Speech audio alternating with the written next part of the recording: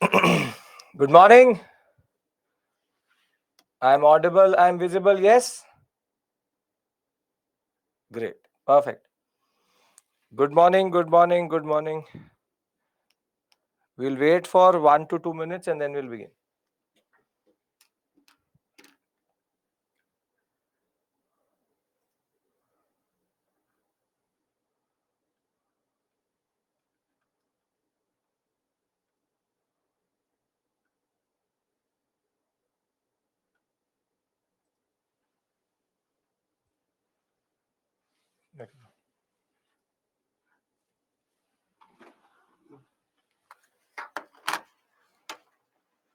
Good morning. Good morning.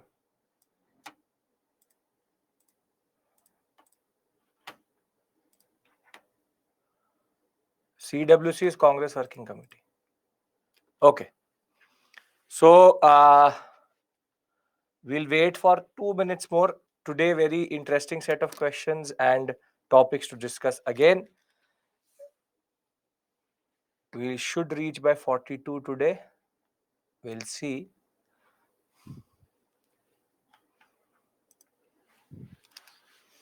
Good morning. Good morning.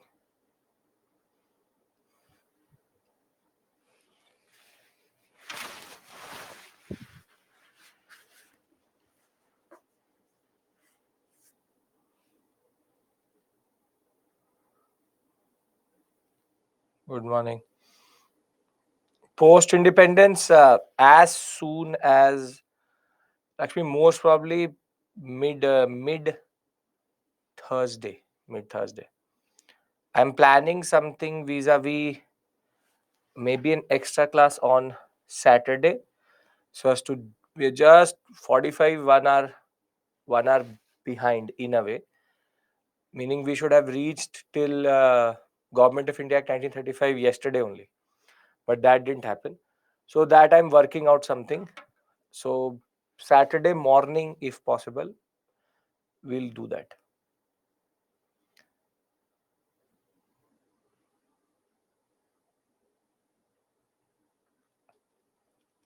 Good morning, SME. You are replying something to the student Anjali. Check your reply. Okay. Good morning. Good morning.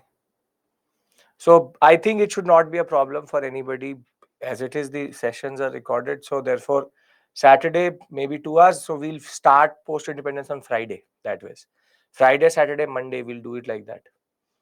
So that I have to work out. By tomorrow, I'll tell you what is the exact scene, because I don't want to rush. Generally, I don't want to, as it is, go on very quickly in this section. I want to go at a pace which makes sense. Yes, Meghna.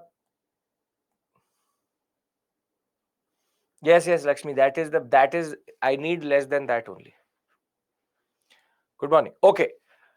So today's agenda is Government of India Act 1935. The first thing we do is this only, Government of India Act 1935. And thereafter, once we're done with the Government of India Act 1935, we will go into what is called the 1936-37 elections, very significant for communalism in India. These elections, we will follow it up with then the most important discussion we have, which is Bose and Gandhi, which is how did Bose leave the INC, what are the tensions between Gandhi and Bose, and thereafter we'll go into what is called the war response from the INC, and the target is to at least reach August offer individual satyagrah, and thereafter last topic should be satyagraha, and last topic should be Cripps mission. We need to reach till 1942. We'll see according to the pace we need or the pace we have. But the most important discussion is this and this. Out of this, a lot of questions can come. August offer and Cripps mission equally important that ways. So you can see now we are entering the 40s by today. For sure, we will reach 40. And we have to now just traverse between 35 to 40 in that sense. So before I do that, yesterday what did we do? We tried to understand one of the most important movements which happened just before Government of India Act 1935, which is the CDM. The CDM, wherein the civil disobedience movement was, how was it visualized? We started with the concept of Irwin Declaration, then the Deepavali Declaration or Irwin Declaration, then we moved to Delhi Manifesto, then to Pune Swaraj Resolution, 11-point ultimatum, Dandi March, then the whole CDM, first, second, third, and roundtable conferences, along with the Pune Pact. Yesterday, we technically discussed Gandhi and Dr. Ambedkar, how both had to negotiate a historical deal, which is called the Pune Pact generally, and separate electorates. This is what we've done yesterday. Before I talk about Government of India Act 1935, we all are comfortable till what we've done yesterday and everything we've covered generally till this point, because now we are going into that critical zone of last 10 years. Very, very important, and generally is based on, again, multiple events. Understand, now there will be multiple events, one after the other, one after the other, one after the other, and you just have to keep a basic train of thought. That is it. That is it. You can use, you might want to use subheadings, but don't overdo it. That's the basic point. So can I start the discussion for today? Because Government of India 1935 ends our constitutional history. We started with the Regulating Act, and now we're reaching Government of India Act 1935. So can we start our discussion for today? Everybody's comfortable, everybody's ready. Yes? Okay, perfect. So if you remember, we started in 1773, then we went to 1784, then we did it, then 1793, 1813, 1833, 1853, 1858, 1861, 1892, thereafter 1909, 1919, and now the mother of all the constitutional development, which is 1935. 1935. Now, 1935 Act is called the mini constitution. If you've done polity, you would know that a lot of our sections are based on the 1935 Government of India Act itself. This is the base on which the Indian Constitution was made. And today, what I'm going to do is, once I will be done with the Government of India Act 1935, I will give you one major master summary from 1773 to 1935, so that we can close constitutional history in as a topic today, and you don't have to thereafter pick it up anywhere else. So with Government of India 1935, our constitutional history, all the acts are done from Morlamento to Montague to Government of India Act 1935, and all the acts which are related to the company. So I'll try to give you a master timeline with basic summaries in that, so that you can just revise by looking at that basic timeline. So first and foremost thing is, do you need to remember these dates? Yes, these are extremely important, because these dates are bare minimum you have to remember. So from 1773 to 84, 13, 33, 53, 58, 61, 92, 1909, then it's very easy, 1909, 1990, 1935. So the first point is, we end constitutional history in that sense. Very, very major changes will come in India. And thereafter, we'll now pivot towards the politics of how we got independence. So first and foremost point, do you need to remember the dates? Yes, you have to. Second point, we'll do a master timeline today so that everything gets consolidated. And last but not the least is, yesterday what we did, everybody is clear with that. Nobody has any issue. So I can now enter this section, which is related to 1935 Government of India Act. Now, let's try to understand the context. Let's try to understand the context of the Government of India Act 1935. Yes, in a way, Kiru, yes. When we talk about the context of 1935, context of the 1935, context of the 1935 Government of India Act, we already know that the Simon Commission report was the base on which this is going to be based. Further, the Simon Commission report, you add to it the Roundtable Conferences report, which is called the White Papers, and the General Government of India Act 1919 working. When you add all of these, you get the Government of India Act 1935. And it is one of the most debated acts because there were close to 2000 debates which happened in the British Parliament over its sections.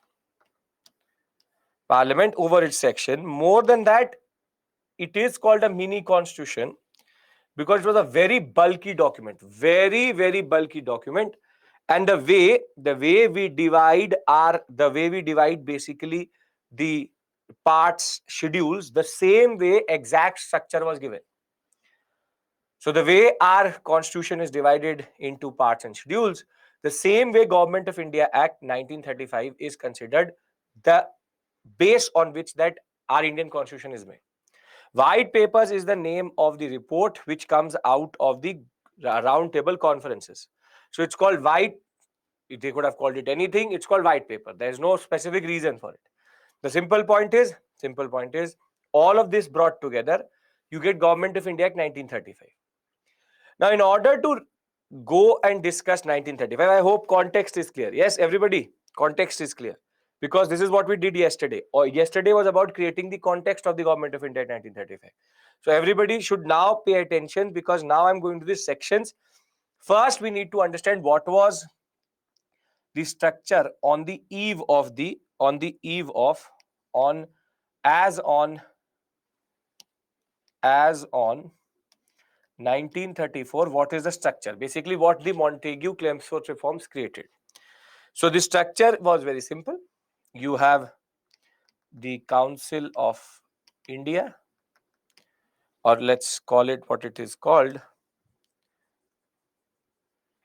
Let's first call it India House, and you have the Secretary of State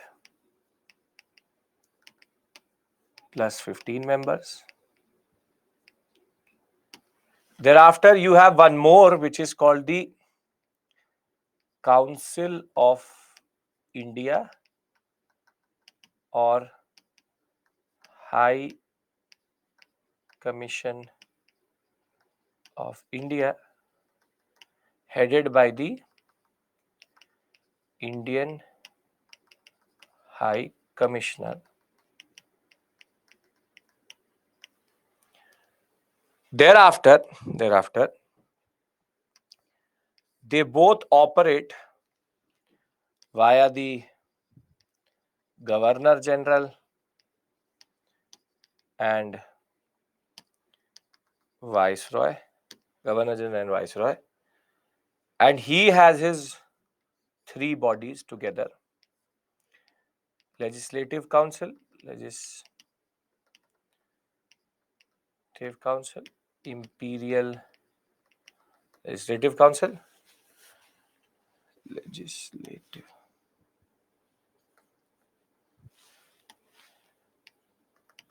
Thereafter, you have the Council of States, the Lok Sabha and Raj Sabha, the Executive Council,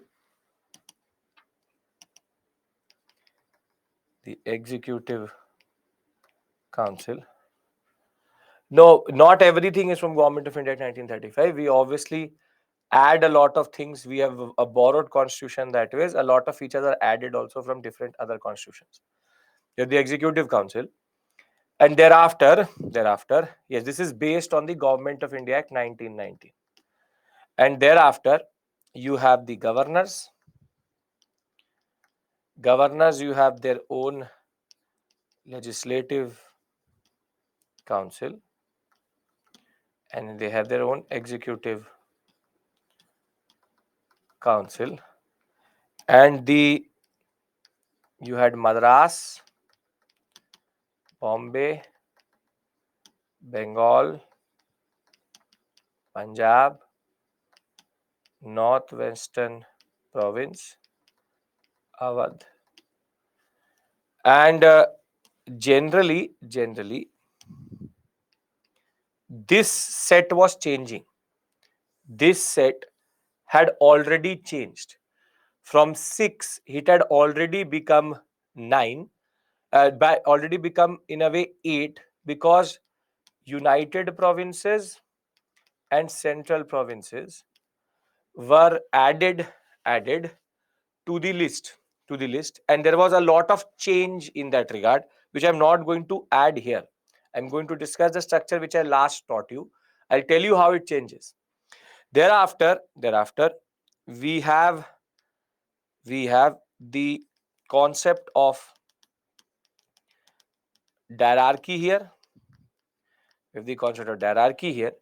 But an important concept was that the executive council of the viceroy in a way had control over the governors.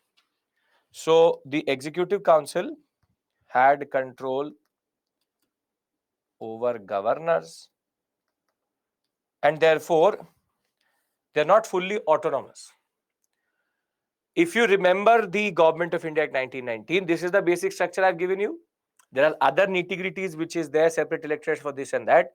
This is the structure of Government of India, wherein you have governor, viceroy, and both. He has 3 houses under him: Imperial Legislative Council, Council of State, Executive Council, and the Council of Legislative Council and Executive Council at the provincial level also. So this is a very important concept which already existed. So this structure is already very complex, So if you understand this, if you remember this, can I now talk about the Government of India Act 1935? Because very sweeping changes will come in the way you see the structure itself. Yes? Okay, perfect. So now the Government of India Act 1935 comes. Government of India Act 1935.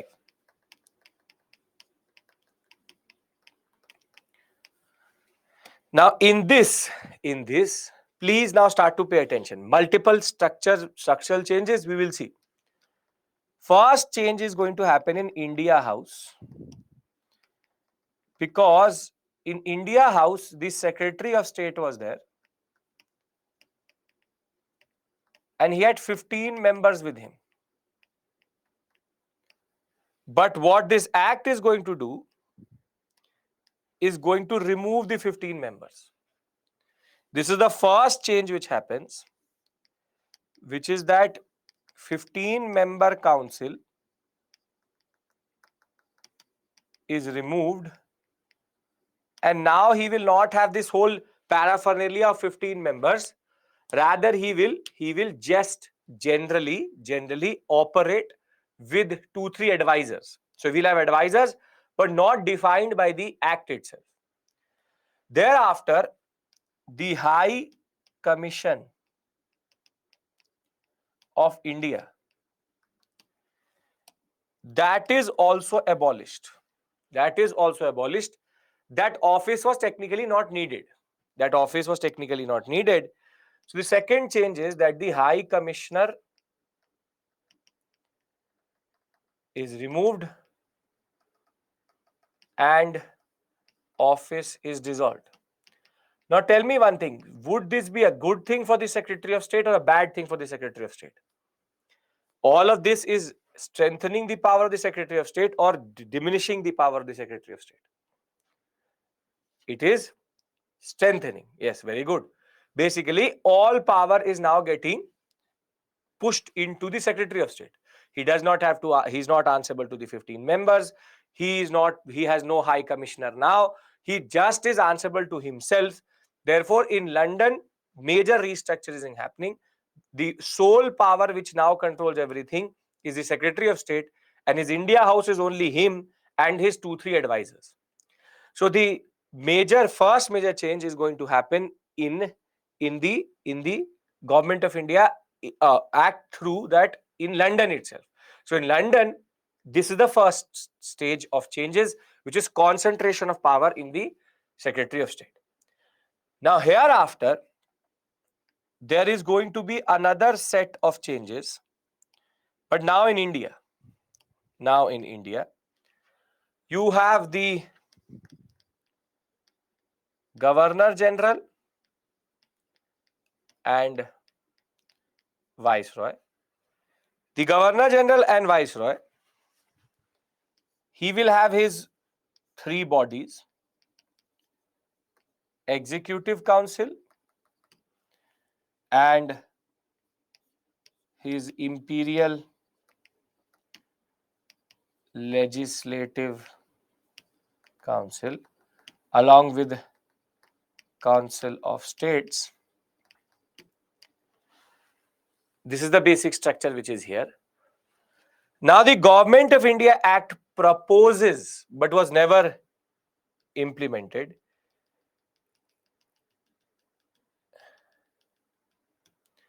The Government of India Act proposed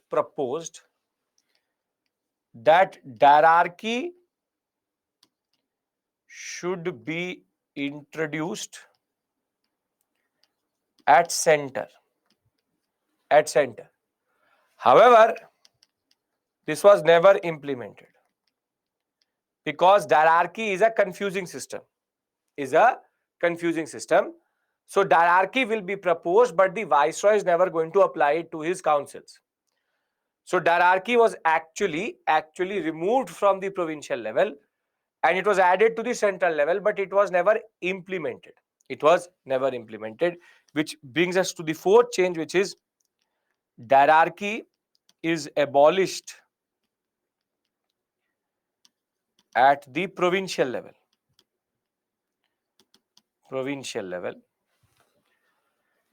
And therefore, he still operates through the governors, and the governors still have their legislative councils and executive councils. But at this level, there will be major changes. Because the control of the executive council over the governor will be removed, and this is called fifth provincial autonomy, wherein now the governor is autonomous. There is no control over the executive council, or has the executive council has no control over the governor. This is called provincial autonomy, that the provinces are autonomous. But the most sweeping changes are going to happen here, because there will be two changes in the different provinces. First, three new provinces. Now I'm going to do that on the next slides. And bicameralism will be introduced in provinces. What do I mean by bicameralism?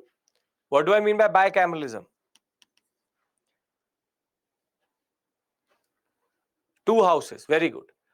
Now the structure at the provincial level changes quite a lot, and that I'm going to discuss with you in the next slide. I've put in the points in this slide itself, but I have to give you two slides, one a flowchart and the next a type of interactive flowchart through which you can understand everything. First, before I do that, I want to have the imperial level clear. So you have India House, Secretary of State, 15 members gone. High Commission of India is also gone. Thereafter, Governor General and Viceroy, he has his own three councils. Hierarchy is proposed but never implemented. Then hierarchy is abolished at the provincial level. At this level, hierarchy is abolished. Thereafter, provincial autonomy is introduced, wherein previously the executive council had control over the governors. They could send messages to the governor, do this, do that. Thereafter, now that is not possible. The governor is autonomous. He does not have to worry about what the executive council is saying. Therefore, if you remember, in 1773, the process of legislative centralization started. And this is where the legislative decentralization is over, wherein governors become fully autonomous. They are provincially autonomous. That is why what is called provincial autonomy. And last but not the least is that there will be other sweeping changes wherein the new provinces will be added and bicameralism will be introduced, which I am going to discuss on the next slide. But till the imperial level, are we all on the same page? I will give you everything in another slide together, but I'm trying to right now, just give you the basic points. Hierarchy was abolished at the provincial level, which, if you remember, was this the concept of governor and legislative council and governor and executive council. It was applied here. Now it has been abolished. Which has been abolished at the provincial level, proposed at imperial level, never came through. Now, let's try to now concentrate on the provincial aspect. Let's try to concentrate here. So you have Secretary of State. He operates via the Governor General and Viceroy, and he has his own councils: Imperial Legislative Council and Council of States, and he has his Executive Council. Now this level in itself becomes in a way becomes free or autonomous also, because now Executive Council has nothing to do with provinces.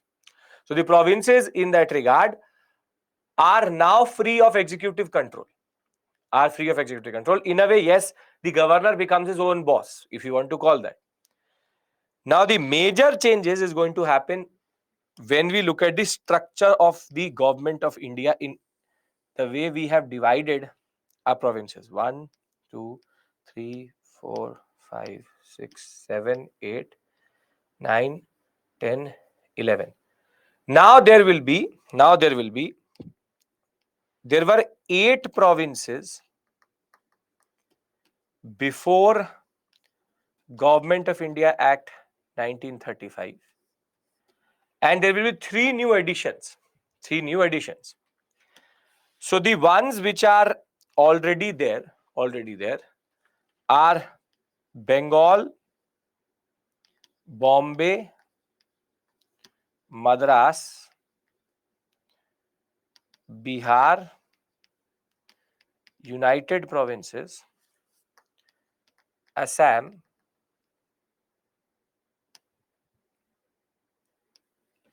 then you have Punjab, Central Provinces, and 3 new additions are there. You have Orissa, Sindh, and North Western Frontier Province, which is nothing but Afghanistan province. Now, you would say, sir, why have you played with the colors like this?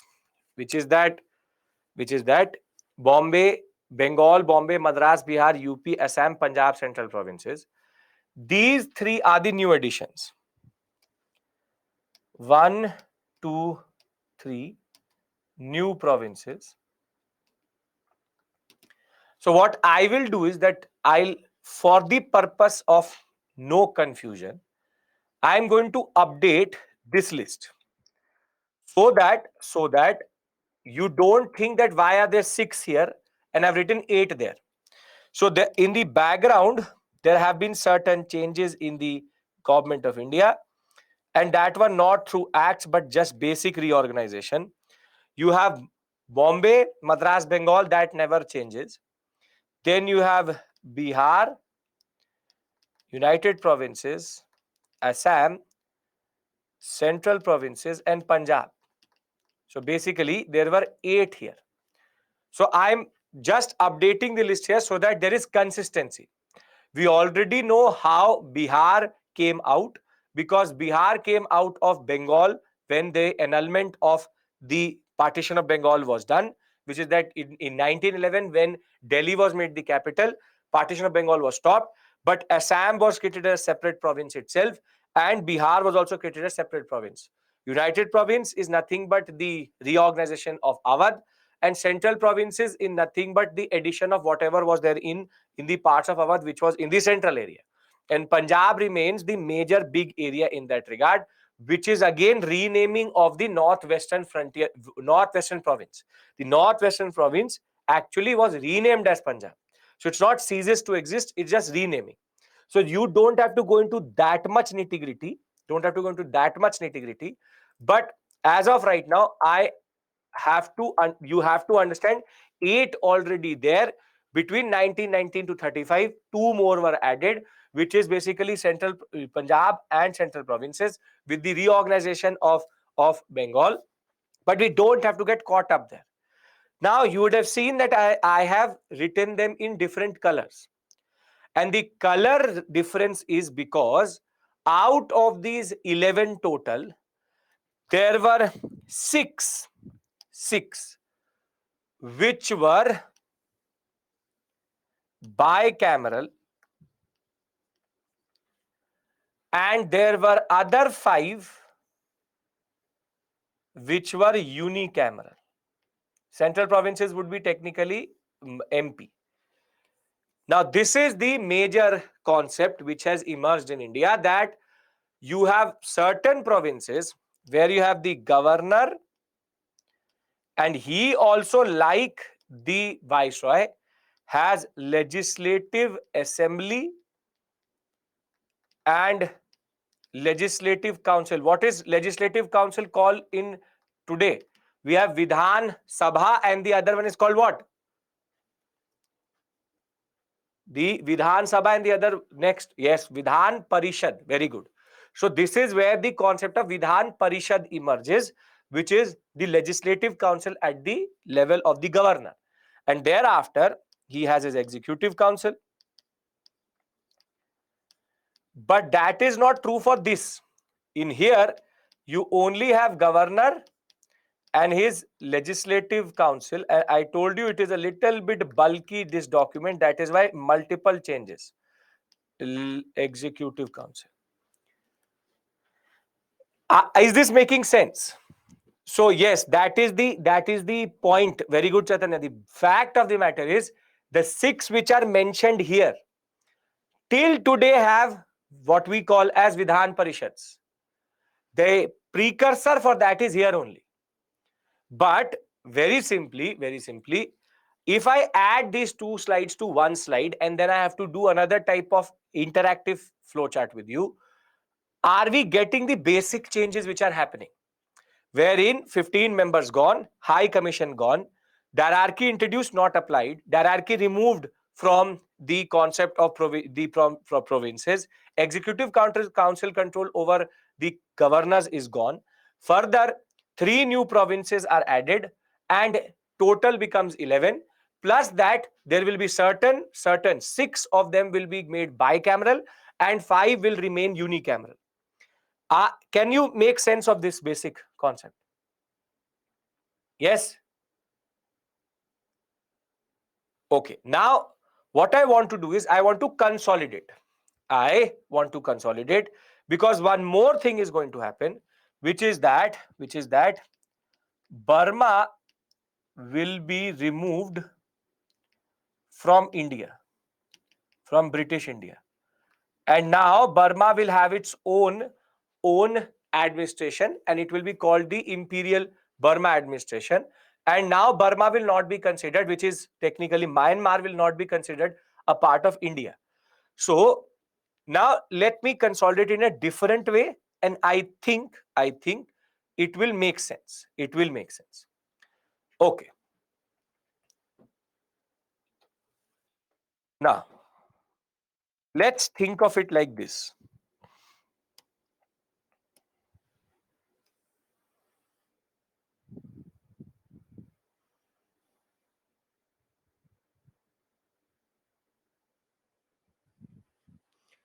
Okay, this is for you. British India. Burma is removed. Thereafter, you only have in London the Secretary of State. In India, you have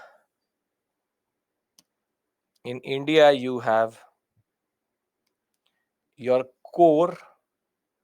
Rather, let's make it where it is. You have your core.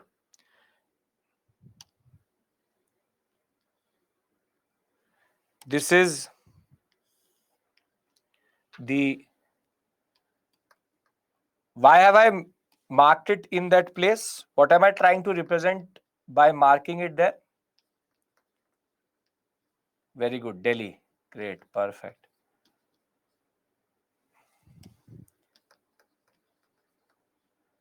And he has his own structures.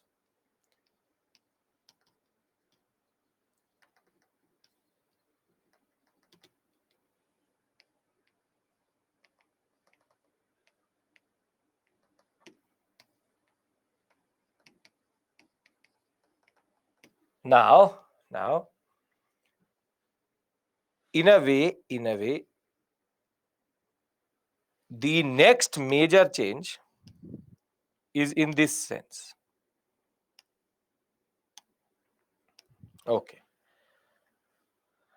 Now the color scheme matters, right?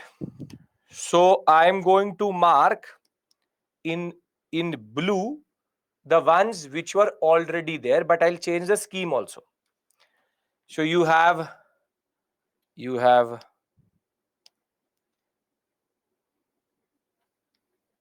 Bengal, Bombay, Madras. Bengal, Bombay, Madras. Thereafter, Bihar, Assam. Then you further have Punjab and Central Province. And the new additions are going to be Orissa, Sindh, and Northwestern Frontier Province. And I think if you imagine it correctly, you can see the map of India in a way. Madras is a little bit outwards, but if you look at it, you can actually see the map of India. I'll try to make it in a much more representative way. And there's a reason why I'm not giving you the map, because if I give you the map, you will see the princely states. Now it will become more representative. And we have to add one more, which is the United Provinces. You have to add the United Provinces. So, if you look at it, it is like the outline of India, and you can make out why I given this color. This color means that it is bicameral. This is bicameral, and the others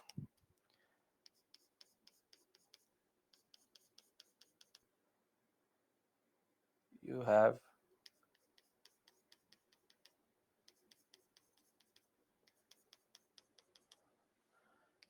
this shade means unicameral. So you have Bombay, Orissa, Madras, Bengal, Assam, Bihar, United Provinces, Punjab, Sindh, and North Western Frontier Province. And what we mean by this is that for example, in Bombay, in a bicameral legislature, we will have the governor, and the governor will operate. I don't want to enter that.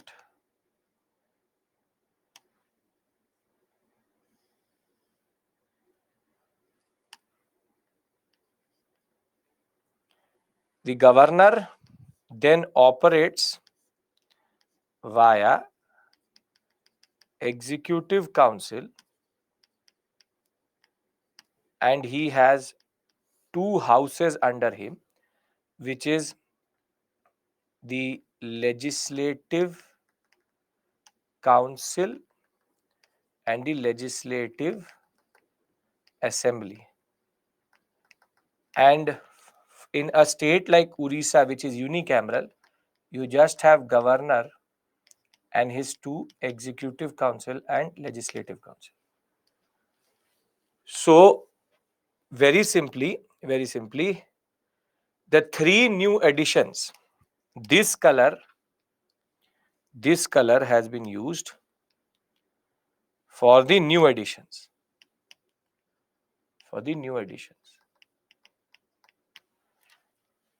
Is this making sense? Rather than making it in that way, that you have the provinces, and you have their own understanding. So whatever is in blue is bicameral, whatever is white marked is unicameral, and whatever is orange box is basically new additions. So if this makes sense, Awadh was renamed as United Provinces. Don't get attached to provinces. That was renamed as. Now, very simply, one print names which is missing: Assam, Bengal, Orissa. This, okay, central provinces. Now clear? I'll write it in white only. Then you will think what was the reason for that color was changed. Central provinces. Now clear? Now, if this makes sense, and this makes sense, I want to bring everything together into one slide, so that green color is that they are old states. You can do that. Green means that they are old but unicameral. If you want to and have a key for that also, I'll give you that also. This means already existed but unicameral. But I don't want you to complicate it this much. Right? So can I consolidate everything together into one structure?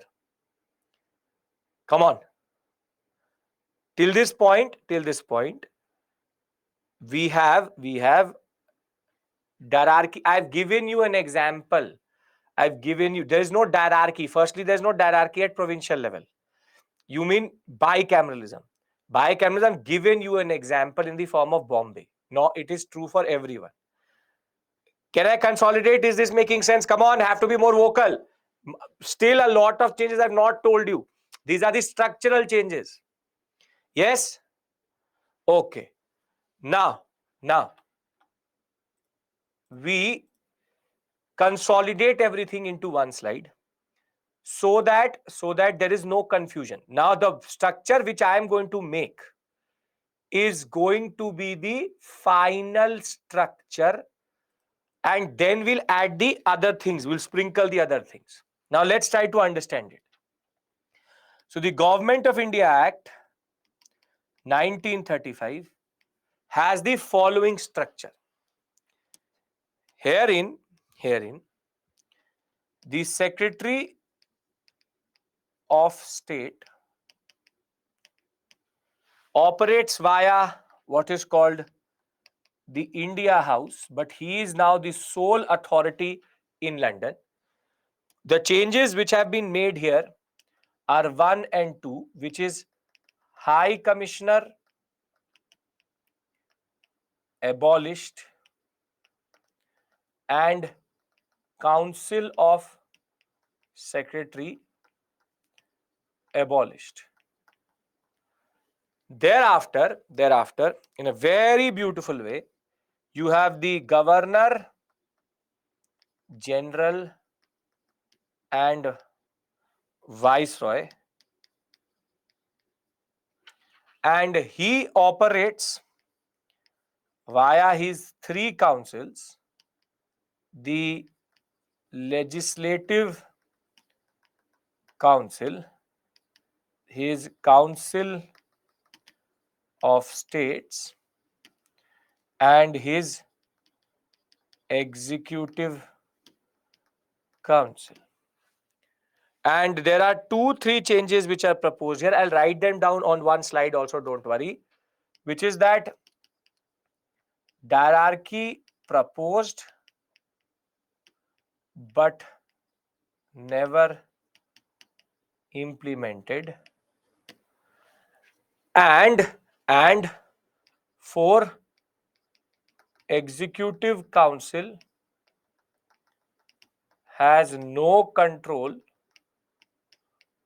over the governors, which is called provincial autonomy. This is the word which you will find in the examination, provincial autonomy. Thereafter, there are two types of governors. There are two types of governors, wherein 6 provinces and 5 provinces.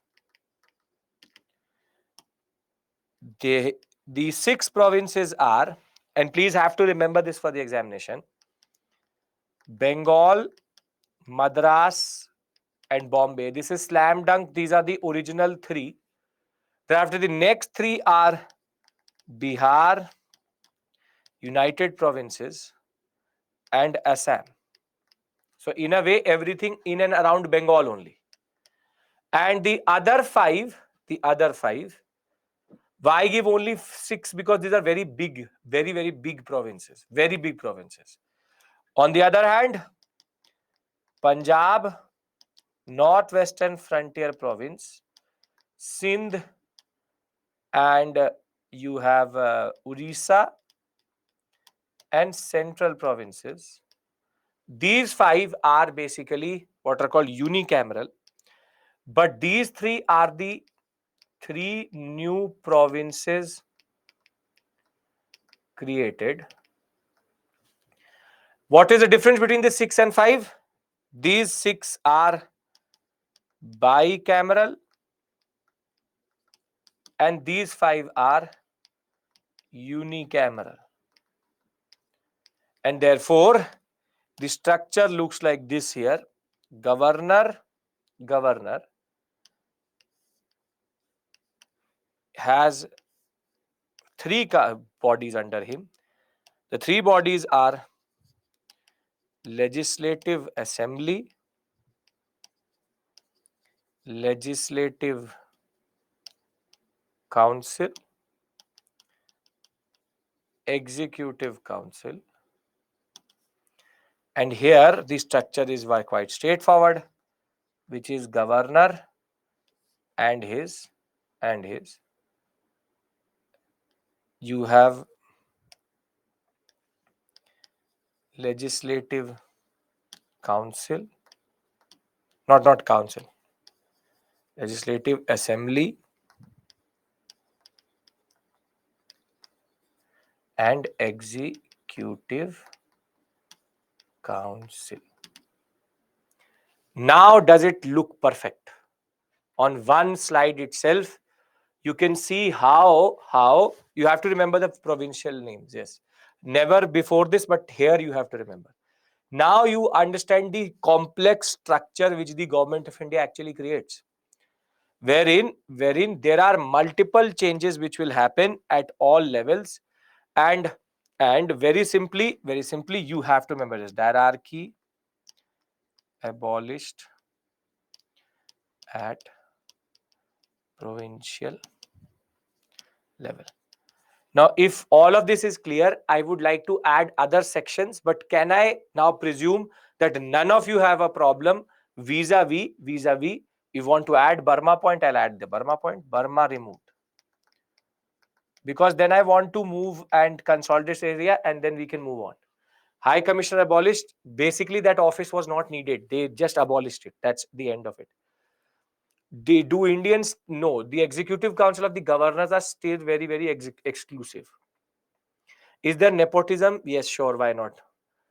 Can I now add the other points? Yes, great. So I see why Burma removed, because they knew that India was going to get independence soon. Why give Myanmar to India? That is again British sadistic politics. Why was there a need for Government of India Act? Because 1919 was exploited by the Swarajist no changes quite a lot. And more than that, they have to do a drama that see, the more councils they add, the more Indian representation can be there. So how do you increase that? More the bodies, the more Indians can be represented. That is their concept of representation for Indians in that regard. So we started with this structure, that how there is a context which is basically the Government of India Act 1935. Thereafter, we refreshed our memory from 1919. And once we understood the 19 and 19 Act, how 8 were already there by 1934, and the basic structure, we first saw the changes which came at the London level, which is High Commissioner's office gone, not needed as it is. Thereafter, 15 members are removed, some advisors are added, and thereafter, hierarchy is proposed but not applied. Then hierarchy is abolished at the provincial level, was not working as it is. Then the basic changes is going to be 3 new provinces will be added in the form of Orissa, Sindh and Northwestern Frontier Province. And out of the 11 which were there now, 8 were already there, 3 were added new, 6 will become bicameral and 5 will not be bicameral but unicameral.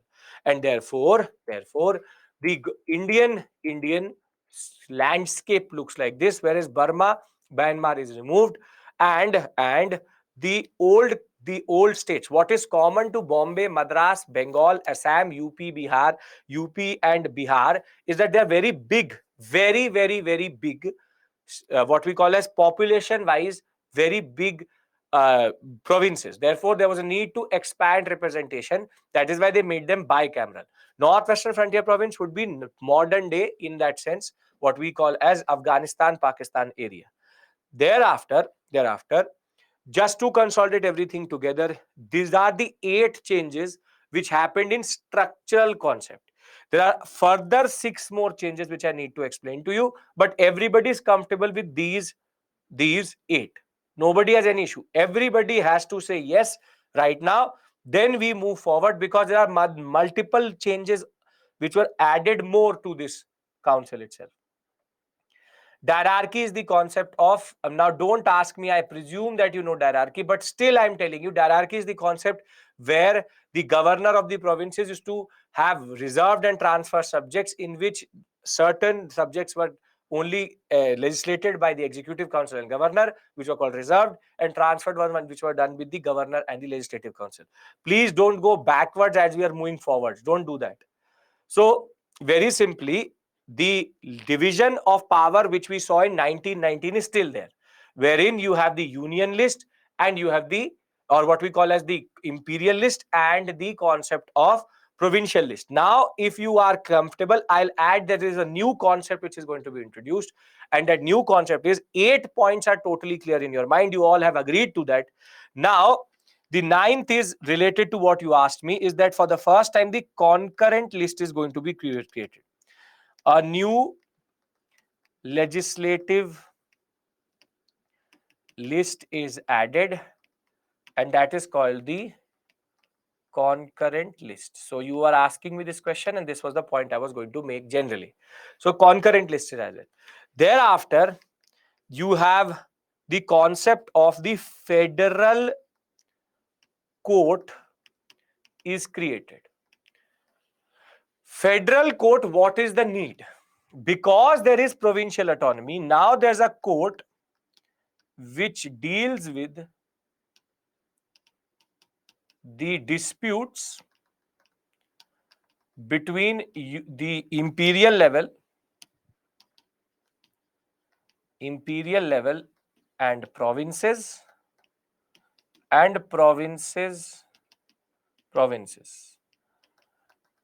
This is the exclusive jurisdiction of which court in India today? Yeah, very good. Perfect. This is basically the precursor for the Supreme Court. Today, any federal dispute is adjudicated by the Supreme Court. So the federal court here should be seen as the Supreme Court, because now federal disputes can be actually sorted between the province, imperial province, and that is going to go to this court. This is going to be later renamed as Supreme Court. You already have a Supreme Court which is for criminal justice, but this power will be added in what we call as yes, we already have a Supreme Court, sure, but that only had criminal jurisdiction. Because now there's a federal structure which has come through, the very simple point is that the Supreme Court which you see in Delhi, that was actually called the Federal Court. And thereafter, the Federal Court and the Supreme Court were merged together in independent India to create the Supreme Court as we call it today. Because this still remains the exclusive jurisdiction of the Supreme Court in that regard. But you don't try to bring in modern, what we call post-independence. I'm trying to give you a basic understanding wherein Federal Court acts like the Supreme Court in modern day India. Make sense? I'm just trying to give you a basic analogy so that you can understand it. I'm not trying to say that it is the precursor, this, that. I'm not trying to say that. I'm just trying to explain it to you through something which you already understand. Very good.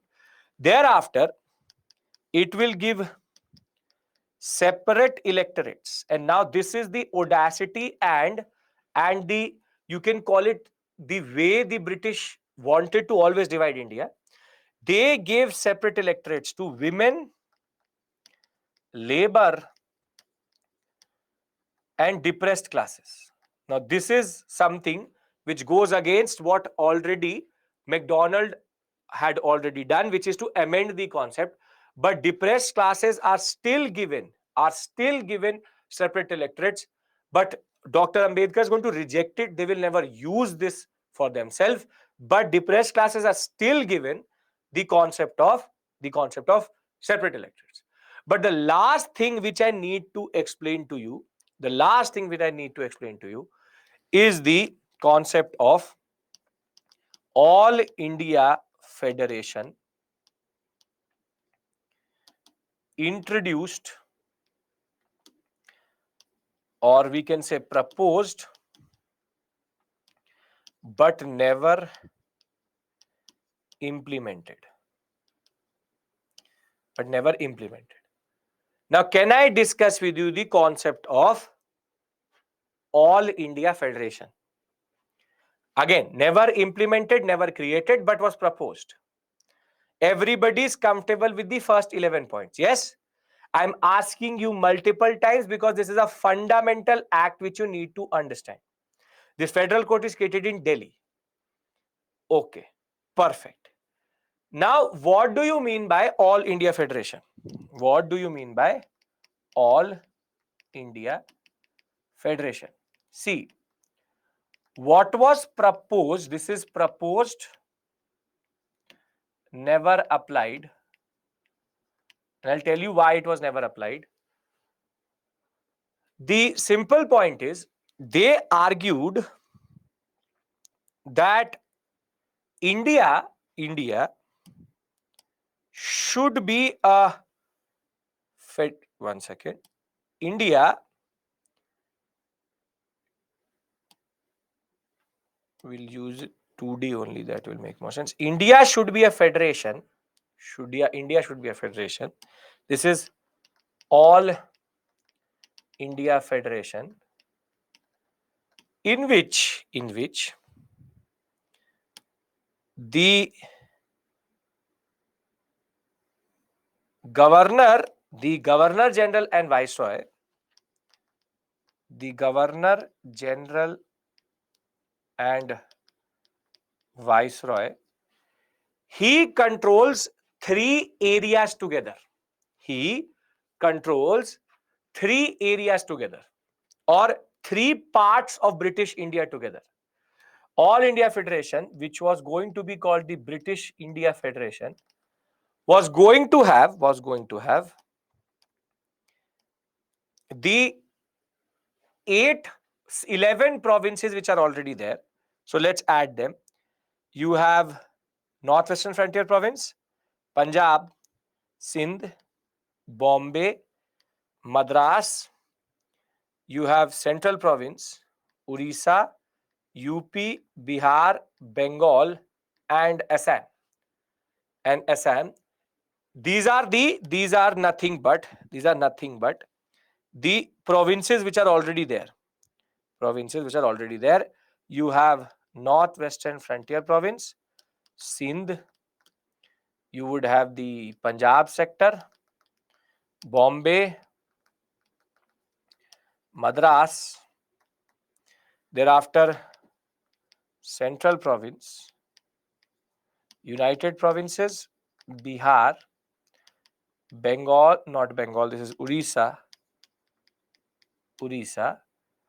Thereafter, Bengal and Assam. This would be the first component. Does the British directly control these 11 provinces together? They directly control it? Very good. Yes, they do. They directly control it. That is the point of British India, right? That in this structure, the Viceroy is controlling the governors because he's part of the structure. So the British, this area is controlled by British governors. So in a way, this is directly controlled area. Then there were also small pockets. There were small pockets in India, very small pockets. For example, somewhere here, somewhere here, somewhere here, somewhere here, somewhere here, somewhere here, somewhere here. And these basic pockets are nothing but what are called, these are called Chief Commissioner's area. These are called Chief Commissioner's area. This is a precursor of basically UTs.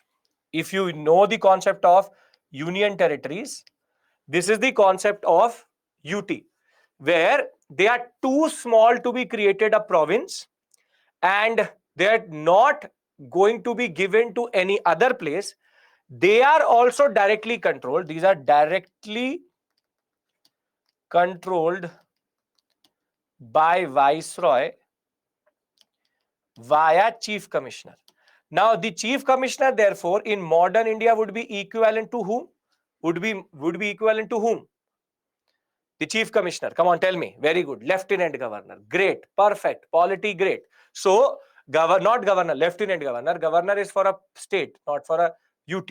So, therefore, the Chief Commissioner area and the provinces, therefore, become the two components of the empire which are directly controlled. Now I'm going to very simply mark them yellow to indicate that they are directly controlled.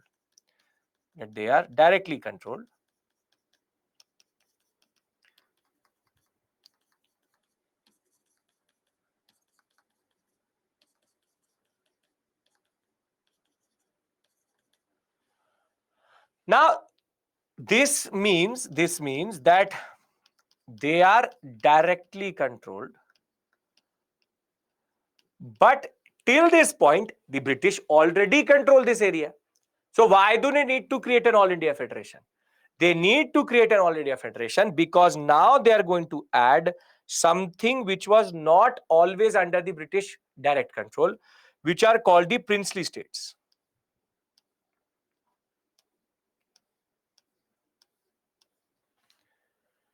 Very simply, The addition of the princely states is something which led to non-implementation of this provision itself.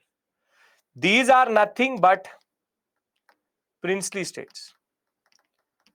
And the basic point is princely states are indirectly controlled. And by Friday, I will explain to you the concept of paramountcy.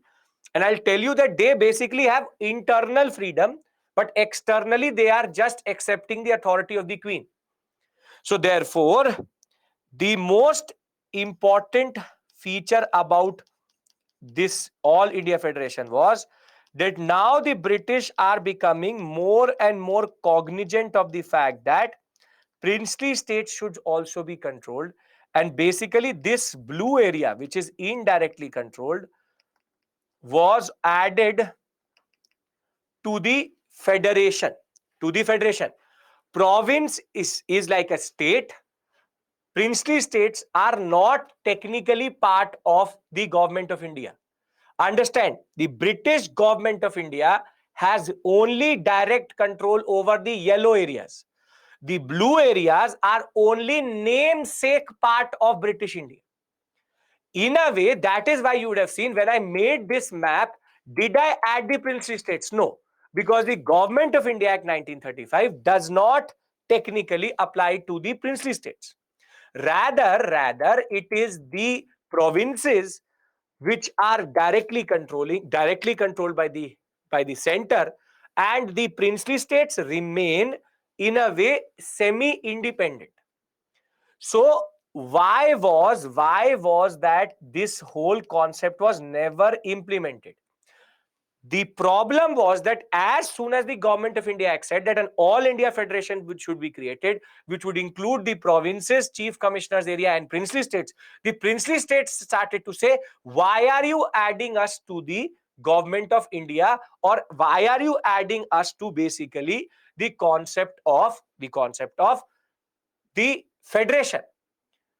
So this was never implemented because it was adding an semi-autonomous area which is called princely states. You already know the princely states. You have Jammu and Kashmir, you have Hyderabad, you have Travancore, you have Bhopal, you have the Rajputana sector, you have Sikkim. These are princely states.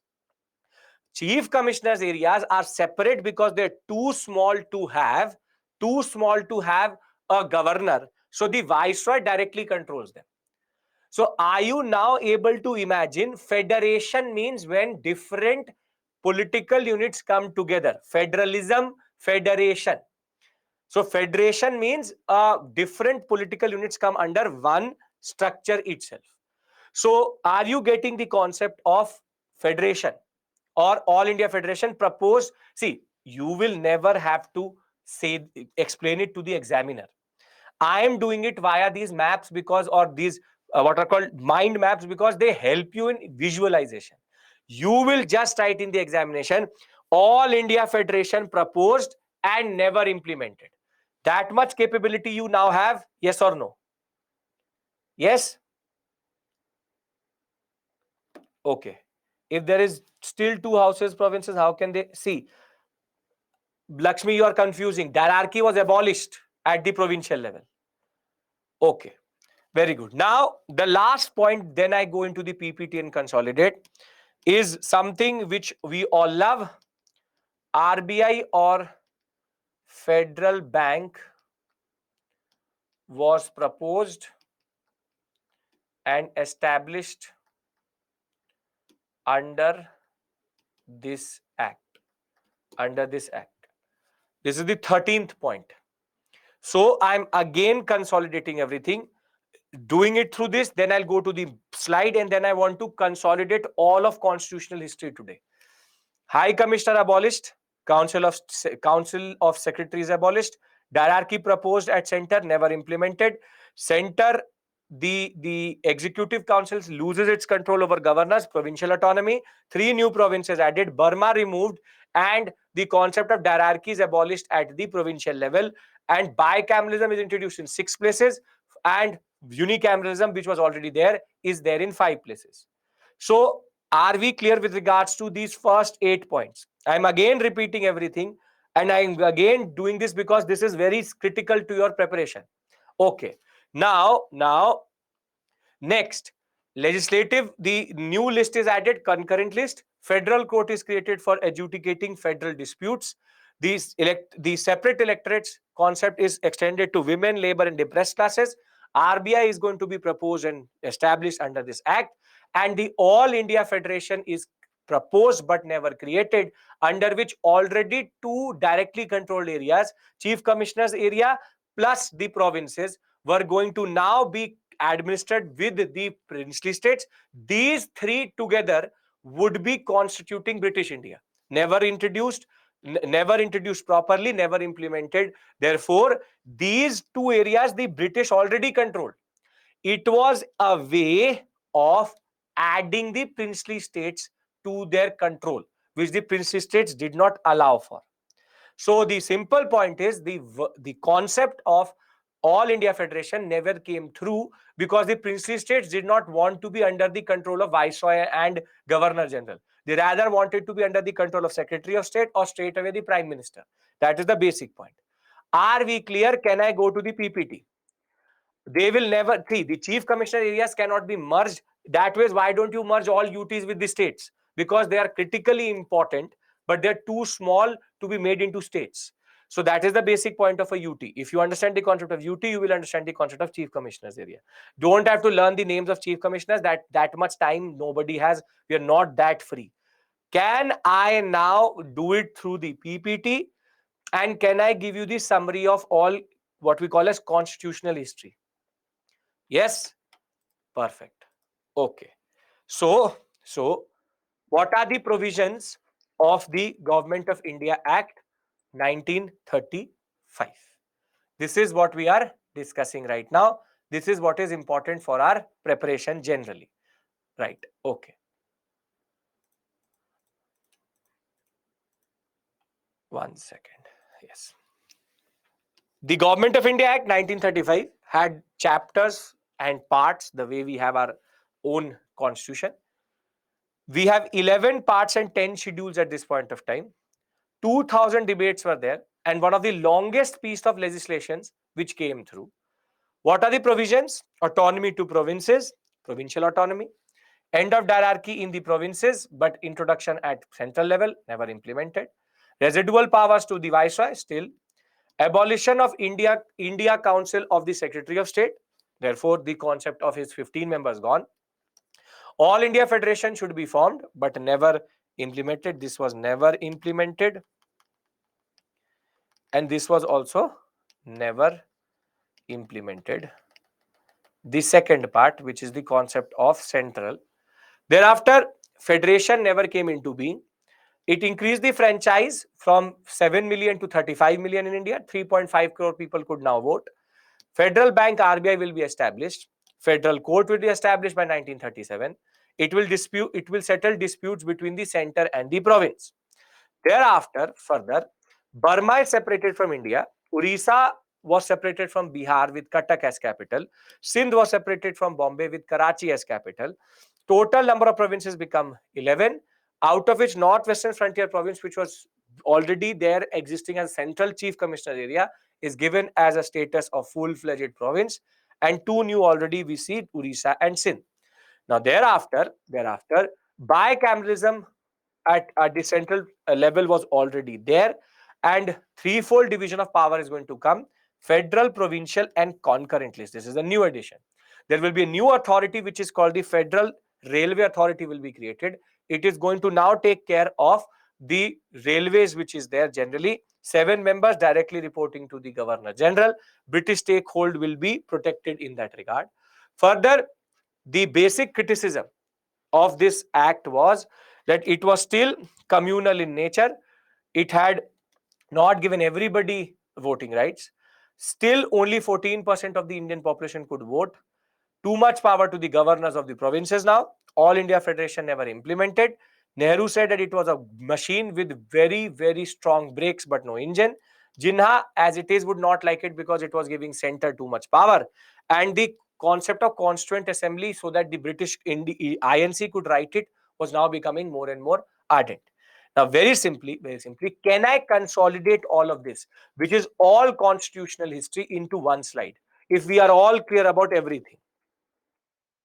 Yes, no, Sindh and Northwestern Frontier province is called Afghanistan, parts of Afghanistan.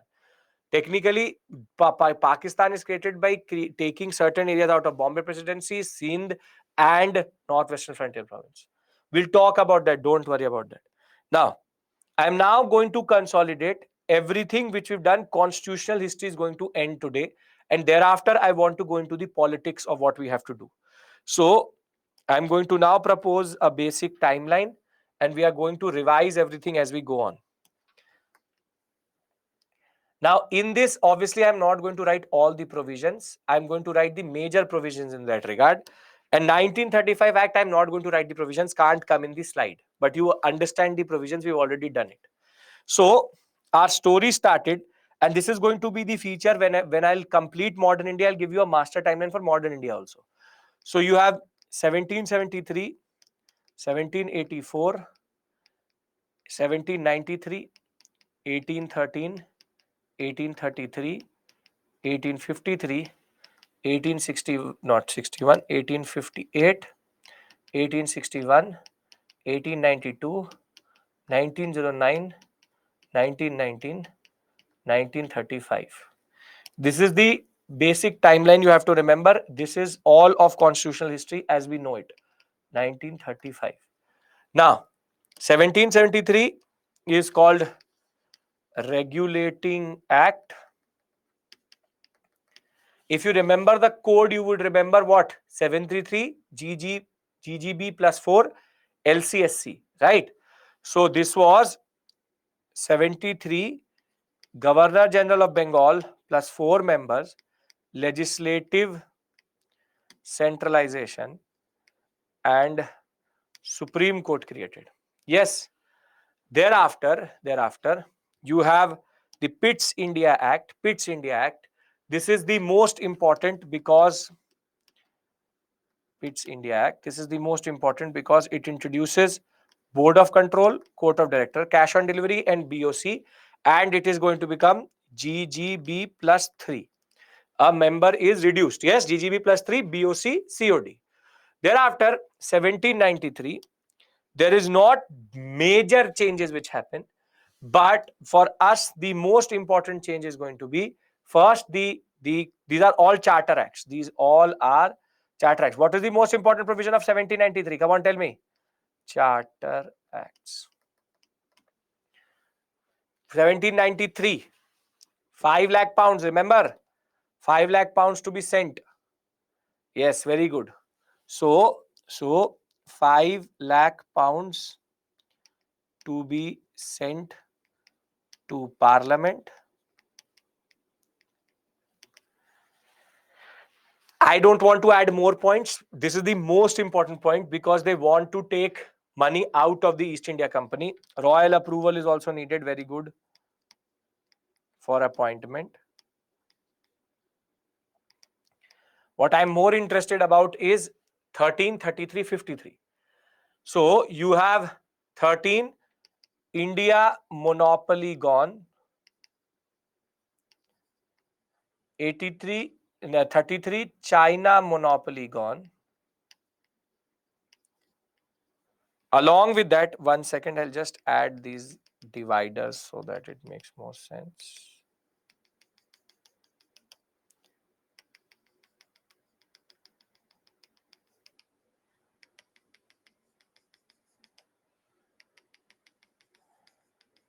Yes. So 1813, you have missionaries which can operate in India. Missionaries can operate.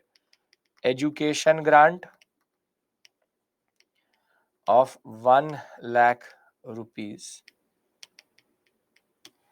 Thereafter, 1833, Governor General of India. The Bengal title is removed, and thereafter all power gets centralized into the Governor of India, and more than that, provinces can only propose laws, not pass it.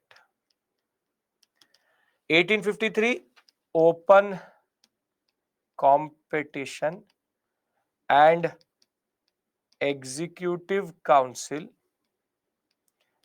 and legislative council concept.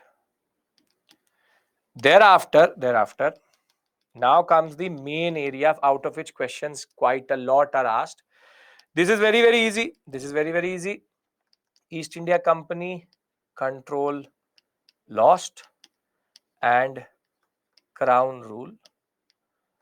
The concept is going to be Governor General and Viceroy plus Secretary of State plus 15 members. Then the 1861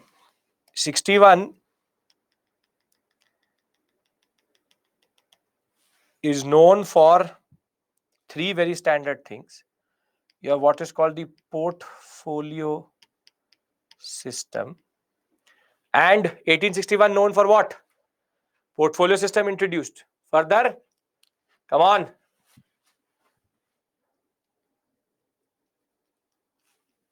No, you Anjali, 1833 only China monopolies lost. Don't. Very good.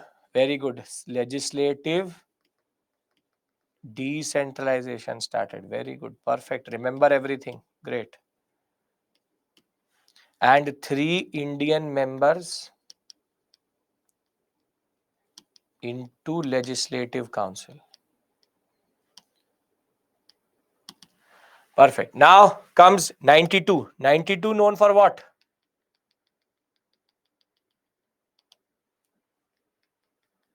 (1892).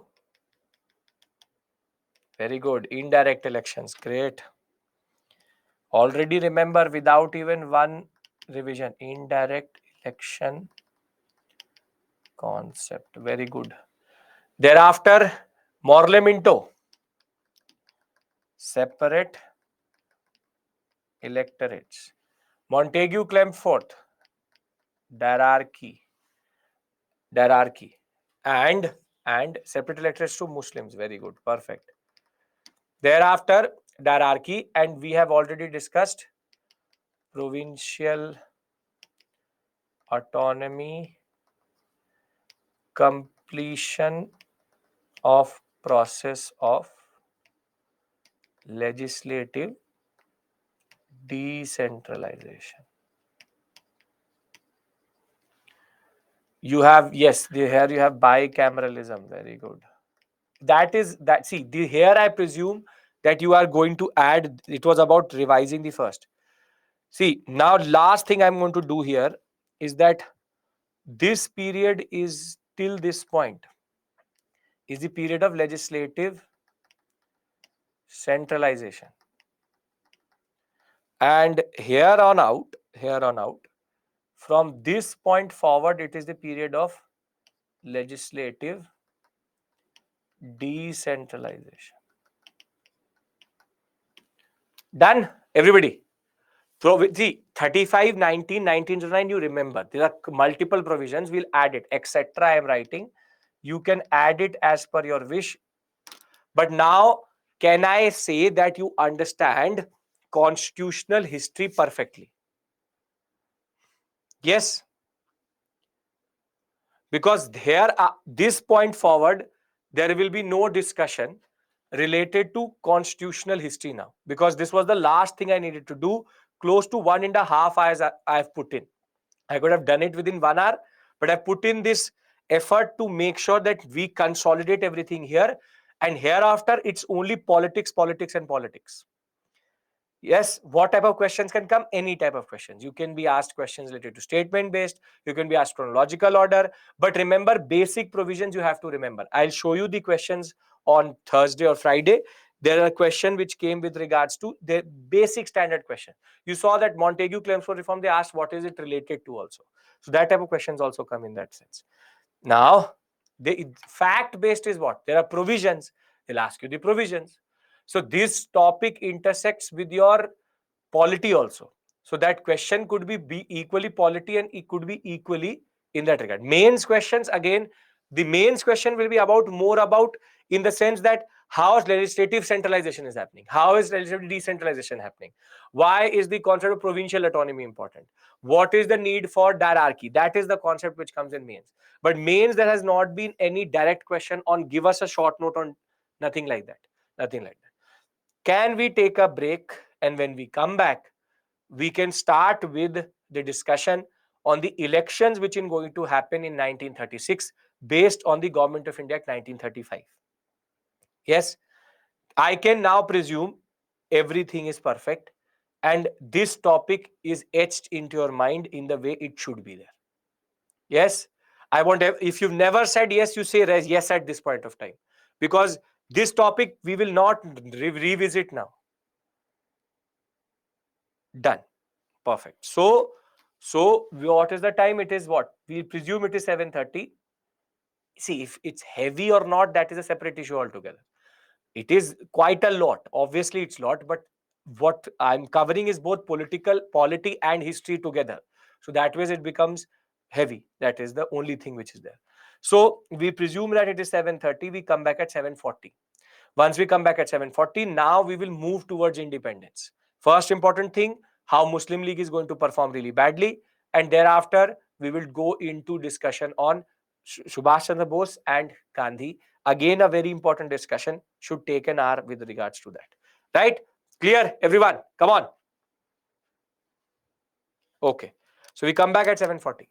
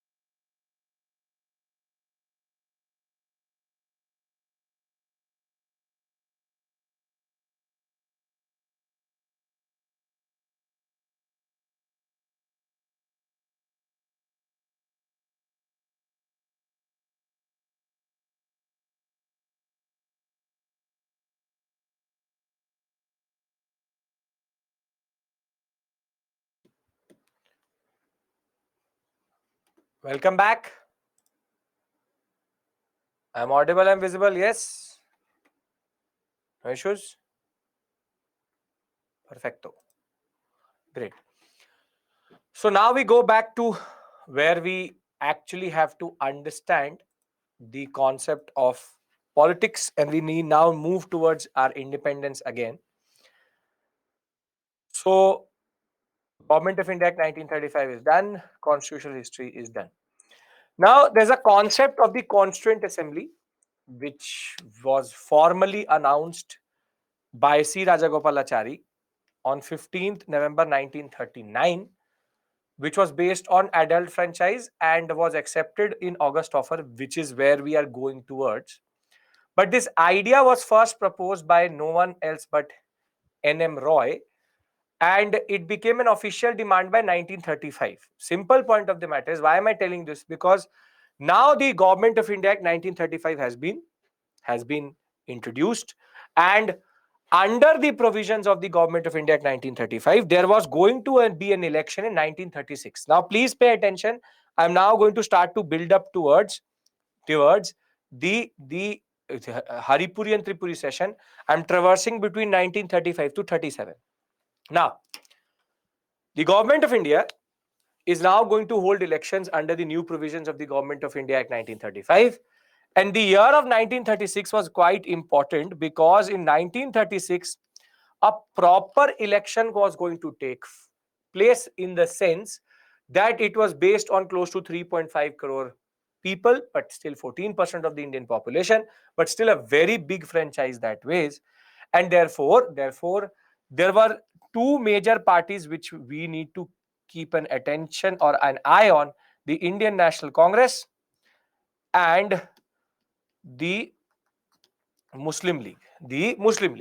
So the INC and the Muslim League are considered two very important parties in this basic landscape of different parties which were there. And 1936, there were a lot of things which were introduced also. For example, the Indian National Congress is going to have what is called a manifesto, that we are going to fight this election on the following features. And ironically, the first thing was, we reject the Government of India Act 1935. They're fighting the election on the Government of India Act 1935. But the first, like you have the concept of manifestos. Here's a manifesto which says total rejection of the 1935 Act, release of all political prisoners, the disabilities on gender and caste will be removed, radical transformation of agrarian system, substantial reduction of rent and revenue, scaling down rural debt, and right to trade union and strikes. Tell me one thing: does the Congress, even when it comes to power as in legislative councils, have the control over these things? Declaration, manifesto, same thing, doesn't really matter. No. But politics is politics, wherein they are making big claims that we will do this, we will do that, we will do this, we will do that. That is standard thing which does not this transcends the colonial to post-colonial. Now, why is this election so important? Before I go into the nitty-gritty, 1936 election is seen as an eye-opener for the Muslim League. See, when this election is going to happen, nobody ever doubted that the INC was going to do well. The INC was able to manage close to 719 to 16 seats out of an 1100 council. In at least 8 of the provinces, they were able to make governments also. A very beautiful performance. INC had shown that it really did represent the people of India, and its basic performance was great. Perfect. So the elections will happen in 36, 37, and 11 provinces it will happen. INC will be able to manage 716 seats out of the 1161 which it will contest, and it will emerge in 8 of these provinces, except for in Bengal, Punjab and Sindh.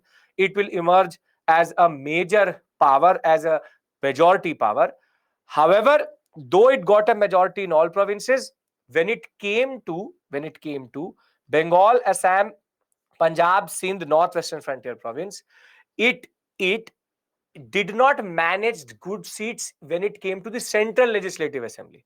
So whilst in the Provincial Legislative Assembly they did well, they emerged only as the largest party in Bengal, Assam and Northwestern Frontier Province when it came to the Central Legislative. This is Provincial Legislative Assembly. This is Central Legislative Assembly. Legislative Assembly. So the point was that when it came to provinces, everything was perfect and the Congress performed very, very well. Gandhi did not fight from any seat and did not even attend any of the meetings, because Gandhi said that I'm too above all of this. I will not do politics. I will not do politics. Now, INC's performance is given. It's given. It's like, you know that the INC was going to do well. I hope you understand this point, that INC was always going to do well.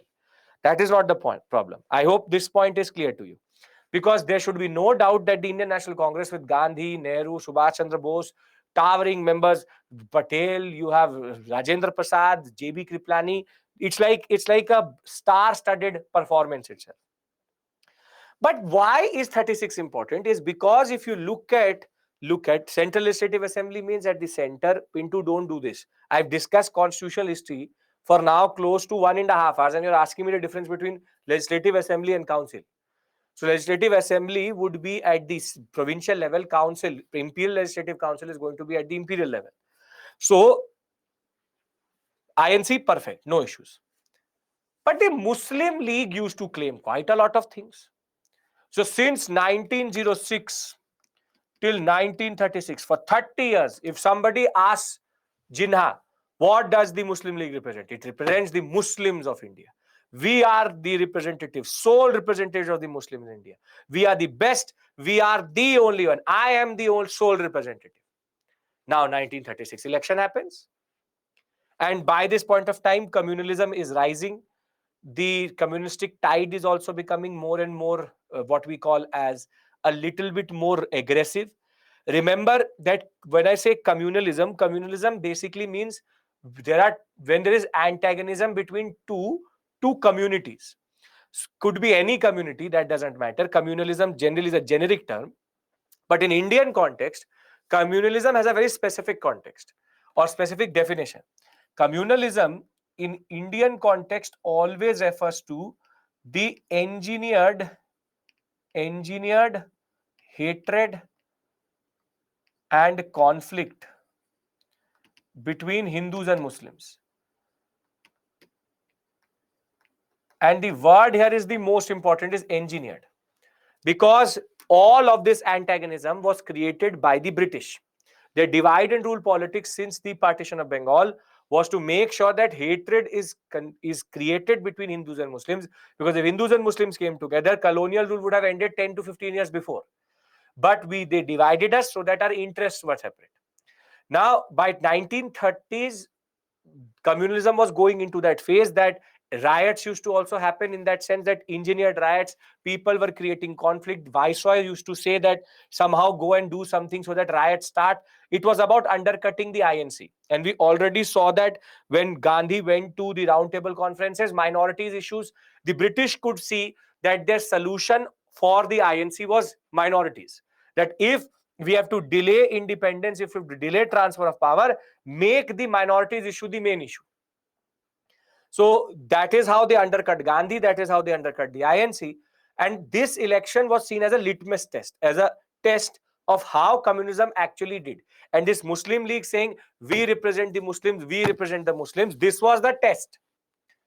And ironically, when 1936 elections will be fought, Muslim League will perform exceptionally bad. In the sense, in all these separate electorate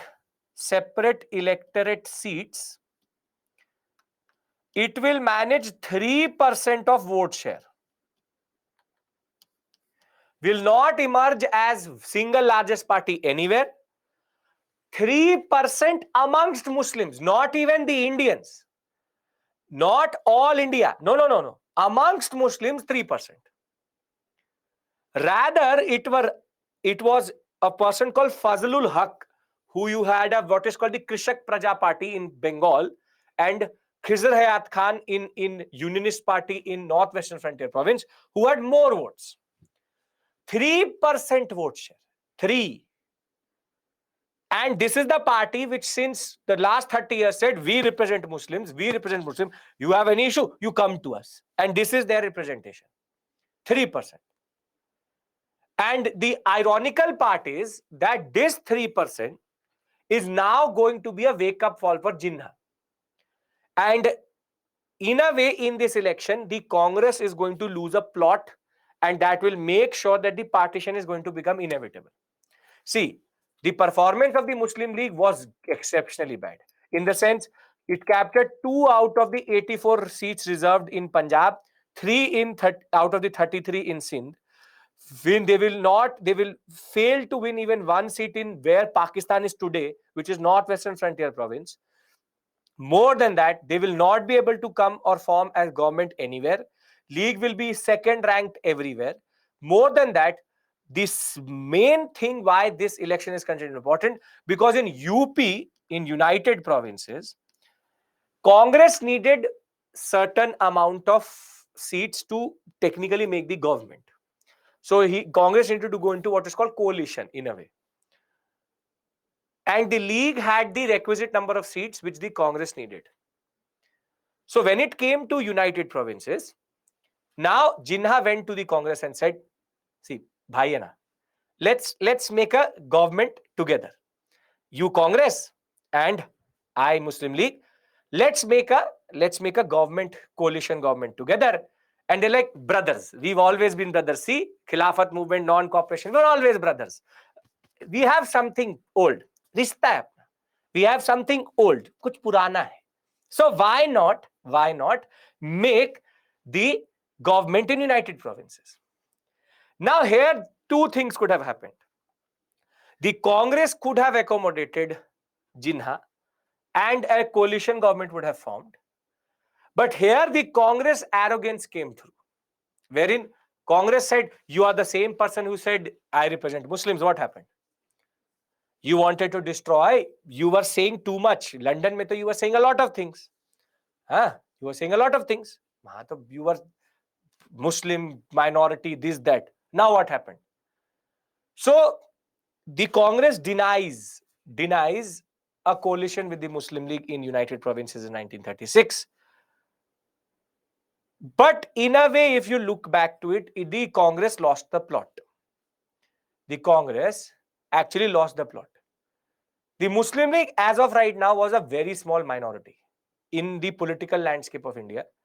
And the Congress could have easily just appropriated the Muslim League and make sure that the British had no one to actually use against the INC. But here that INC arrogance comes through, that it tried to show Jinnah his place.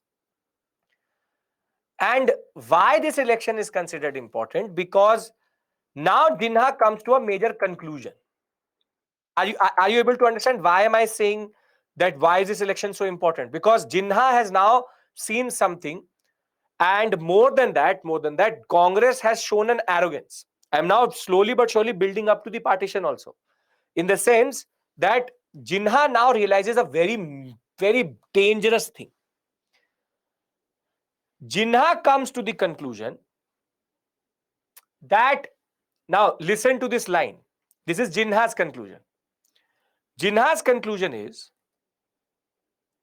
that Muslims in India or Muslims in undivided India would never have full representation and power. However, if you look at that line, the problem is not that they will have power or not. The point is, it is not Muslims, but Muslim League. Understand this. Muslims are represented by their Fazlul Haq and Khizayat Khan. But he comes to a conclusion that the only way I get power, and he's a power hungry man, the only way I get power is an divided India rather than an undivided India. Please understand this point. The conclusion which he comes to is that he would argue that Muslims would never get power in India. But the argument is not Muslims. It's actually Muslim League. Please note this point, because now this will go and set into Jinnah's basic mindset and his heart, that somehow I need to do certain type of politics so that I can make sure that my interest is protected. The people of India, the interest of Muslims is protected, but the interest of Muslim League is not protected. And by not performing well under separate electorates means that it is actually quite bad. Because when only Muslims are voting for Muslims, the Muslims were not ready to vote for Muslim League only, which is quite telling in that sense. And why am I saying this election is important? Because here Congress lost the plot.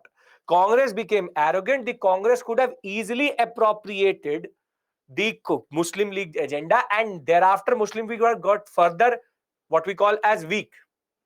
And just to give you what is called what is going to happen in the future, what is going to happen in the future is that in 1939, when the Second World War will start, Linlithgow, who is now the viceroy, will say that please, every political party should cooperate with the British because the war is on, and they create what is called the war cabinet.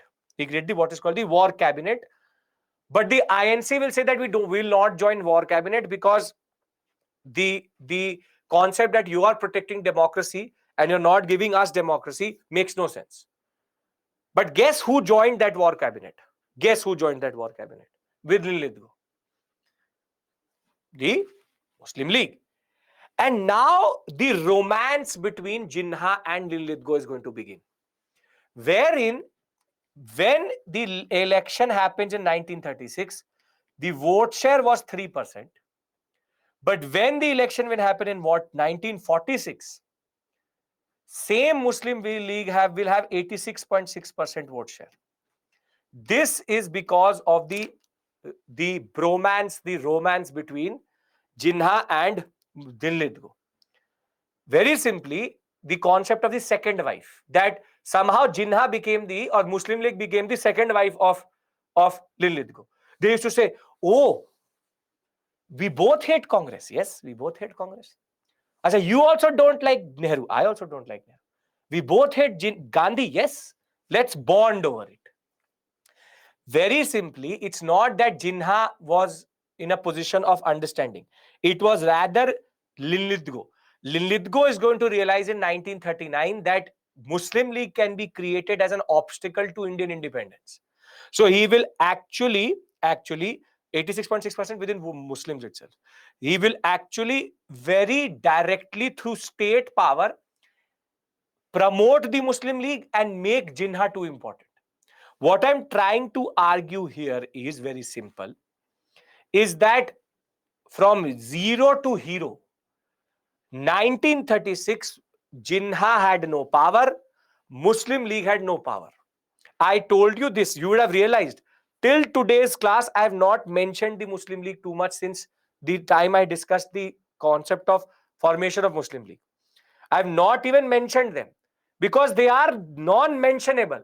Because they have no power, they will argue a lot of things, but they have no power. And that is testimony to the fact that they were useless in 1936. But what is more dangerous is the fact that by 1946, because of the British, it became inevitable, it became a given that the British will partition India because Linlithgow created the Muslim League. Linlithgow created Jinnah's power. Remember this point, because people tend to think that the Muslims of India supported Jinnah. No, they didn't. Jinnah was given power from the hands of the INC and given to them via the British action. So understand this, that the partition of India was not inevitable or a given in 1936. But within 10 years, because of Linlithgow's politics, it became inevitable. What will happen in Wavell conference, you will see, will make sure that basically the partition was going to happen irrespective of anything. So this discussion is about creating a certain consciousness and an understanding in your mind, wherein I'm trying to show you the real picture and the real, or if you want to call the auqat of Jinnah at this point of time. It is given and it is a major mistake and it is considered a mistake. The INC did a mistake here. The INC became too arrogant and they could have actually undercut the INC, the Muslim League at this point of time. But power is something which gives you this arrogance, and therefore it is power politics which led to the partition of India. Is this clear? And I'll show it to you when I will discuss cabinet mission with you. Jinnah actually did not know where he wanted Pakistan also. That is the ironical part. When the cabinet mission will ask Jinnah, you have been saying Pakistan, Pakistan. Where is Pakistan? So he gave such a map that cabinet mission rejected Pakistan plan only. I'll discuss that with you tomorrow. So remember this point that Jinnah had no idea what he was doing. Somehow he got what he wanted because the British wanted to give what he wanted, not because the people of India or the people of British India wanted it. Please understand this point because I'm trying to remove the Britishness from you. The Britishers has taught us that Hindus and Muslims can't live together. That is not given. That is not true. And that thing needs to come out of you because you're the future of India. If this is clear, then I would like to go into Subhash Chandra Bose and Gandhi, the concept of Haripuri and Tripuri session. Right? Okay, perfect. Great. So, as I said, Congress did very, very well. In Premier means technically CM. In most of the major provinces, everywhere there was a Congress supported what we call as CM. In Madras, you have Rajaji. In central provinces, you have Dr. Khare. In Bihar, you have S.N. Sinha. You have Odisha, H.K. Mehtab. G.B. Pant is going to become the premier CM of United Provinces. B.G. Kher is going to become in Bombay Presidency. Assam supported Bordoli government is going to be there in Assam. Northwestern Central, you have Dr. Khan Sahib. Thereafter in Bengal, Fazlul Haq invited Congress, but Congress refused. So Fazlul Haq made the basic government with the Muslim League. Punjab, the Congress had no role. And in Sindh, again, Congress supported Ghulam Hussain Hadiullah. So CM, Chief Minister, Premier is the word which is used. Think of it like the Chief Minister concept itself. You don't have to learn. Do not learn. Do not learn. This is not to learn. This is just to show you the power. Now, as I said, see, after the election, Jinnah offered to form coalition with the Congress. League insisted that the Congress should not nominate any Muslims to the ministries, claimed to have the exclusive representation of Indian Muslims. This is where League was always drunk with power. That is the biggest problem. That even when you're making coalition government, you should be a little bit, you have to understand what is your position. They're saying that don't nominate anybody, we will nominate. We claim to be exclusive. 1936, you have 3% of the vote share. Then how are you technically representing Indian Muslims in that regard? So the Congress and League rift is going to become very, very big, wherein in UP, INC rejected the proposal because the League was supporting the landlords. The Congress wanted to abolish landlordism.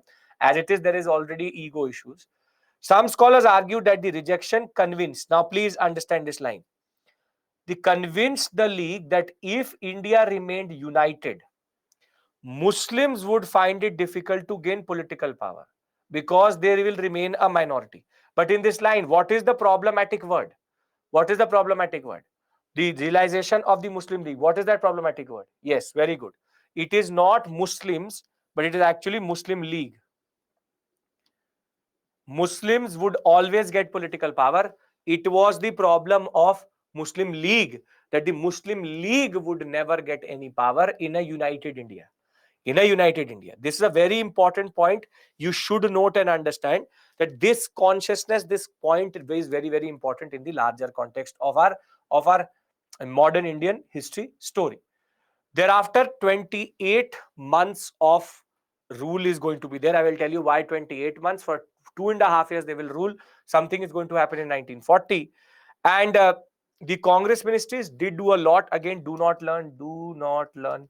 They again did a lot in the provinces to remove a little bit of colonialism in the sense emergency laws were repealed, illegal bans were removed, confiscated arms were restored, the press was given back their rights, the CID powers were curbed, revolutionaries were released. In that regard, a lot was done. That is true, that was done. This is the golden period in that regard.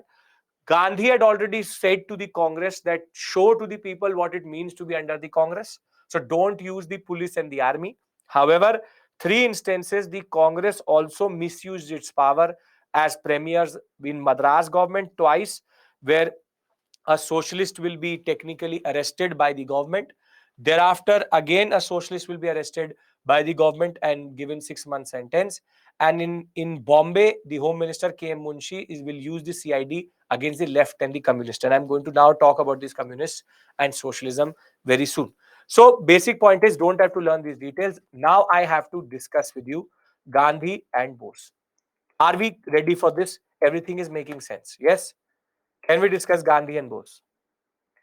Because then I have to introduce to you 2 3 concepts. It should take us close to an hour or something, or 45 minutes to cover this section. And the last thing we will do is till Ramgarh session, we will discuss once the Second World War starts, what is the nationalistic response? Most probably August offer tomorrow. Okay. Now please pay attention. Fazlul Haq is not Muslim League. It's his party is called Krishak Praza Party, KPP. Okay. Now, first I need to explain to you what is this concept of, for example, uh, socialist and capitalist and this and that. CM means chief minister. CM, premier was the word which was used for them. Okay. Now, there's something called capitalism or a capitalist state. The system in which we live today, now please pay attention, something totally new to you. The system in which we live today is called capitalism. Now, the capitalistic state or a capitalistic economy has certain features. For example, they are mostly industrialist oriented, wherein factory owners are given privileges. Further, you have inequality, workers' exploitation, and more than that, the biggest problem, the concentration of wealth in few hands. So very simply, a capitalistic state does not work for the worker, for the people. It works for the big industrialists. So it is basically the Ambanis and the Adanis who really matter and not the people. So it is inequality and more than that, worker exploitation, and 90% of the wealth is concentrated in 2% of the population. This is what is called capitalism. Now, capitalism is inherently exploitative, and it creates inequality. You can see around yourself, this is the world of haves and have-nots. Does everybody in India have exactly the same wealth? Does everybody have exactly the same wealth? No, they don't have the same wealth. We have poverty, we have inequality. Some people will kill each other for 10 rupees, and there are some people who don't know how to spend their money. So there are people who will find ways to spend their money, and there are people who will kill each other for 10 rupees, for 100 rupees. There are people who go hungry, and there are people who will not eat what they have. So very simply, India, the whole world today is a whole example of what is called capitalistic exploitation and inequality. Now, if you remember, I told you that there was a revolution which started in 1917 based on Marx's idea. We will discuss Marxism when we'll discuss world history when I'll be discussing world history with you. Marx argued that a capitalistic state will always lead to a class struggle between workers and industrialists, and that in turn will lead to what is called a socialistic state, or what we call as socialism or socialistic state. When the workers of the world will unite there will be a revolution, the proletariat revolution, and that is going to lead to the socialistic state or socialism. And remember, socialism is the first stage to the ultimate goal of a socialist, which is communism. Communism or communist state is one wherein there is no class, there is no caste, there is no state, there's nothing. It's a classless, casteless society, which is a utopia, never exists, never have existed. Understand one thing, China can call itself a communist party, it is not. Russia can call it nothing. There's no country in this world which is communist. There's no country in this world which is totally socialist. There's no country like that. We will discuss that when we'll discuss world history with. The simple point of the matter is there is a new orientation which rises in 1917, and 1917 onwards there's a new type of state which is actually envisaged, which is we need to create a new type of government. Now, what does a socialistic state can exist, but a communist state can never exist. What do I mean by that? What do I mean by that is that we are socialists. The government of India wants you to be a socialist, and we have our DPSPs 49. We have 39 BNC, which basically represents this concept of socialism. So we are socialists. Remember this. And it is good to be a socialist. It's not good to be a communist, because then you're trying to destroy the state.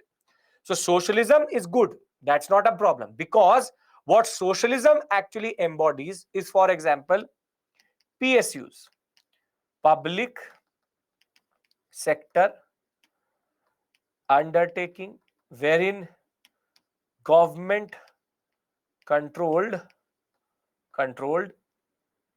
factories. So you have this in India, the BEL, BHEL, ONGC, SAIL. We have PSUs today. Further, the socialistic state works for the welfare of the workers. It works for the removal of inequality, and it tries to redistribute the wealth to everyone. So very simply, a socialist wants equality.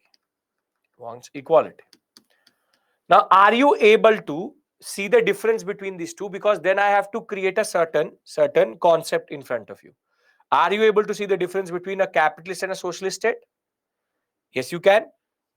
Very good. Now,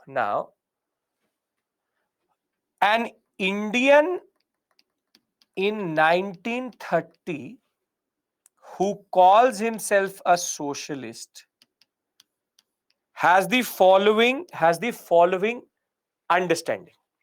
I'm saying an Indian who calls himself a socialist has the following understanding.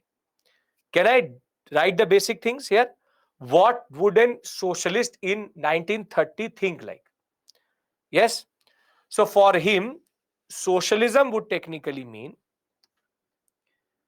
removal of the British via any means possible. But they don't stop at the British, because they say social change is important.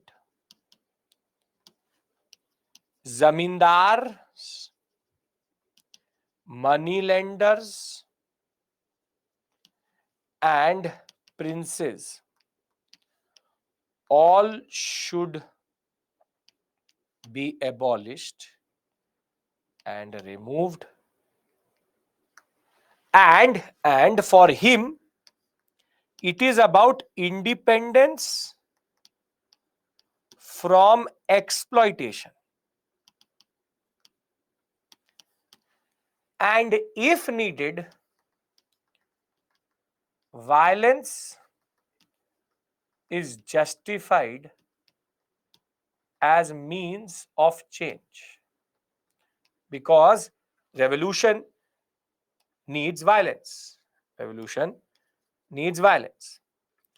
So when I say that Subhash Chandra Bose is a socialist, now I hope you will be able to understand what I mean by that. That Nehru, Jawaharlal Nehru and Subhash Chandra Bose are called Congress left or socialistic leaders, because for them it is not just the removal of the British, it's about redistribution of wealth, equality and independence from exploitation. So when I say this word socialist, now do you understand what it means? Yes or no?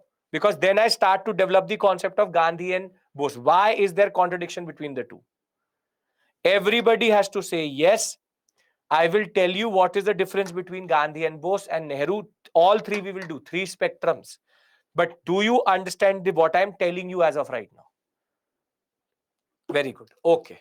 Now, see, 1938 and 39, there are two sessions which will happen. One is called the Haripura session and the other one is called the Tripuri session. And it will end with Subhash Chandra Bose leaving the INC and forming his own party, which is called the Forward Bloc, But I have to tell you what is the ideological difference. You will not find it in a book. You will not find it in any of the study material. You have to pay attention to what I'm saying. This is purely theoretical discussion and an academic discussion in that regard. So, why is that Gandhi and Bose are not compatible with each other, and where does Nehru fit in therefore? So, therefore, we need to see what is the major ideological difference between Gandhi and Bose. We've already seen the difference between Gandhi and Dr. Ambedkar. Now we need to see the concept of difference of what we call as Bose and Gandhi. Now, we already understand when I say capitalist and when I say socialist. An Indian socialist believes that removal of British is important, violence is justifiable, social change is important. Zamindars and these exploitative classes have to go, and independence is not for just independence from British, but independence from exploitation. Now I've repeated it again. Now please understand, where do these three people fit in? The three most towering leaders at that point of time. You have Gandhi and you have Bose, representing two opposite ends of the spectrum. Now, please pay attention to what I'm going to say. This is the main important slide. Now, what is Gandhian ideology? See, why am I discussing this with you? Because in 1930, we have two types of leaders. In the INC itself. We are called what are called Gandhian leaders, and you have what are called socialist leaders. As of 1930, there are two types of ideologies which are developing there. Gandhian leaders, for example, C. Rajagopalachari. You have Patabi Rit Sitaramaiah. Thereafter, you have Vallabhbhai Patel, Vittalbhai Patel. And socialist leaders would be, for example, Subhash Chandra Bose. You would have Jawaharlal Nehru, N.M. Roy. These are people who are extremely socialistic in their understanding. So, simply, why we are having this discussion? Because you need to understand the fundamental contradiction within the INC. Because these two sessions show a certain type of turbulence within the INC itself. So, what does Gandhi represent? Yes, that is why I'm saying socialism of 1930s is today it's a totally different connotation. Today I am not discussing with you. Now, Gandhi believes in the following: uncompromising on the issue of violence. For him, non-violence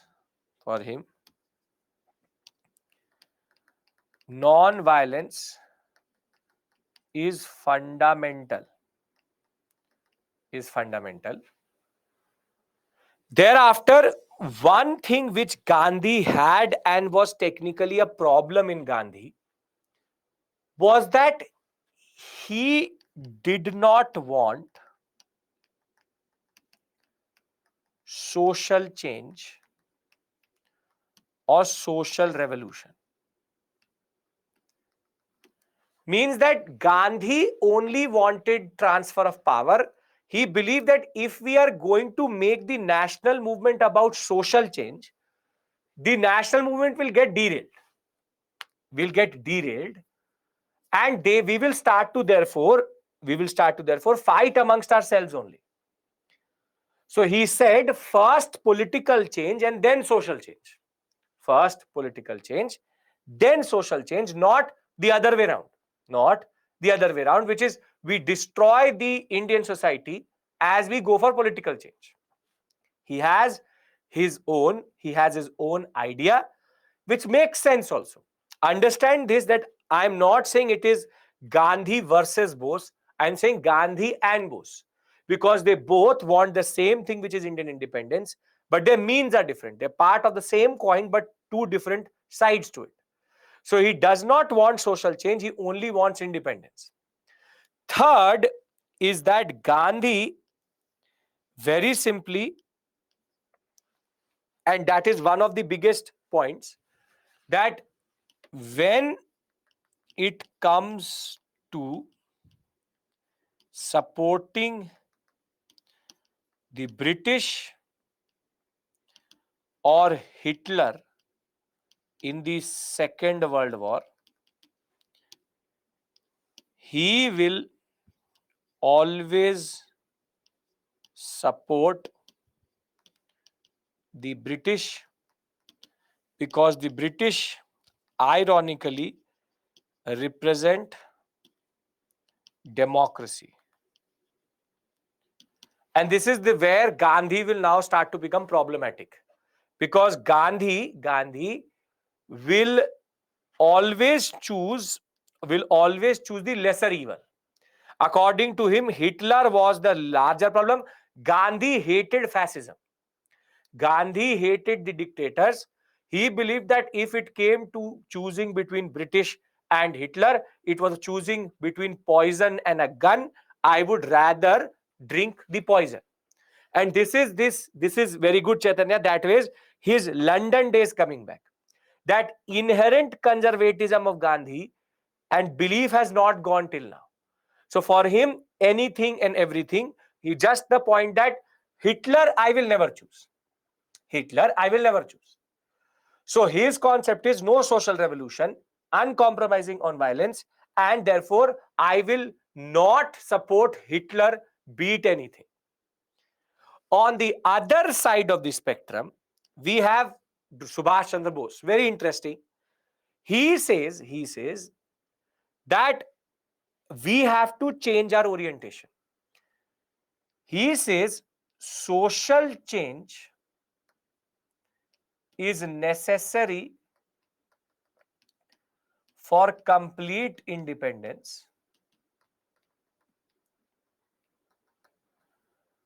True independence only if equality can prevail. Only if equality can prevail. Now, you've asked me this question, Priyanka, who is right? And the answer to that question is both. Please don't go into this type of modern politics. Versus is not the concept here. Both are correct in their place. Both make sense. Never embody this. Then see, Bose never hated Gandhi. Gandhi never hated Bose. Bose never disrespected Gandhi also. You will see, he never disrespected Gandhi. So even when he was in the INA, he always said that Gandhi is the father of the nation. Only when Gandhi will say, then the INA will come to India. So don't ever ask me this question, or never ask this question, who is right. All of them are correct.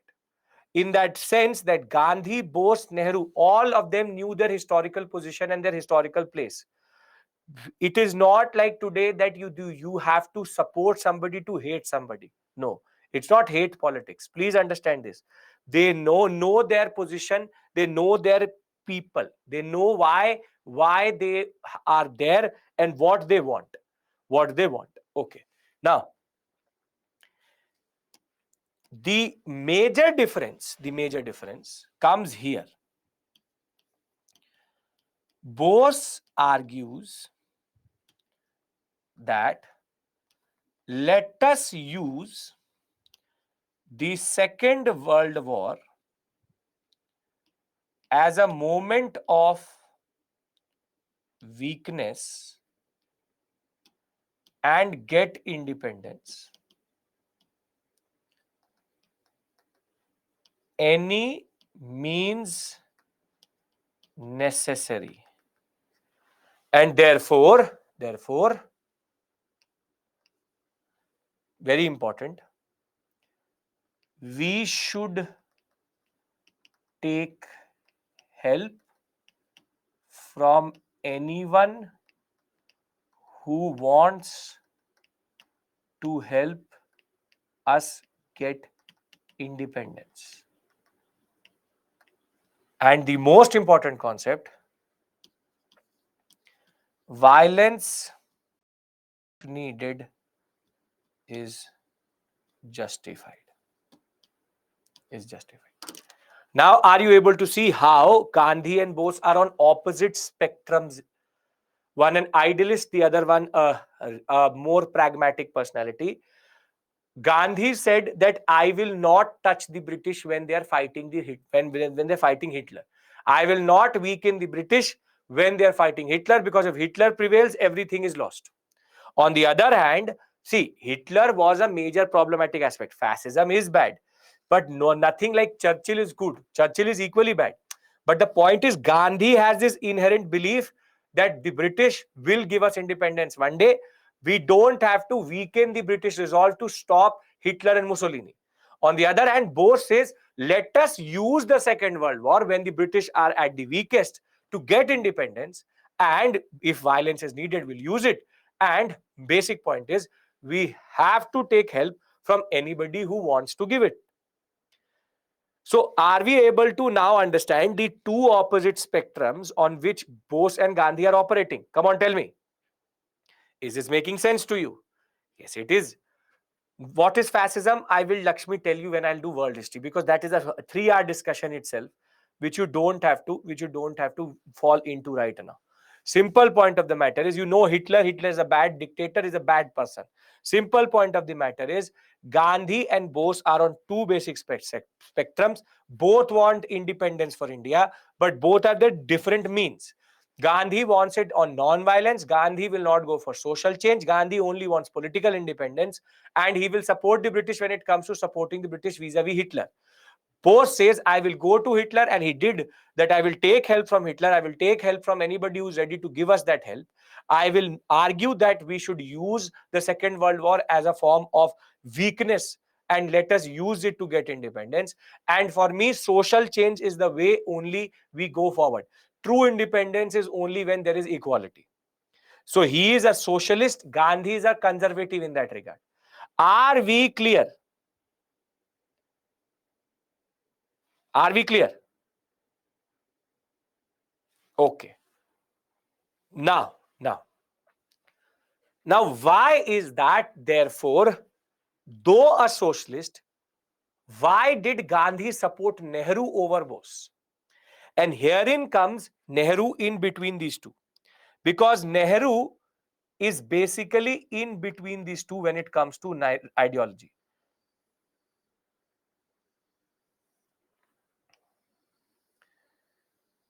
And I'm writing it in this sense because I want to represent them on three different spectrums.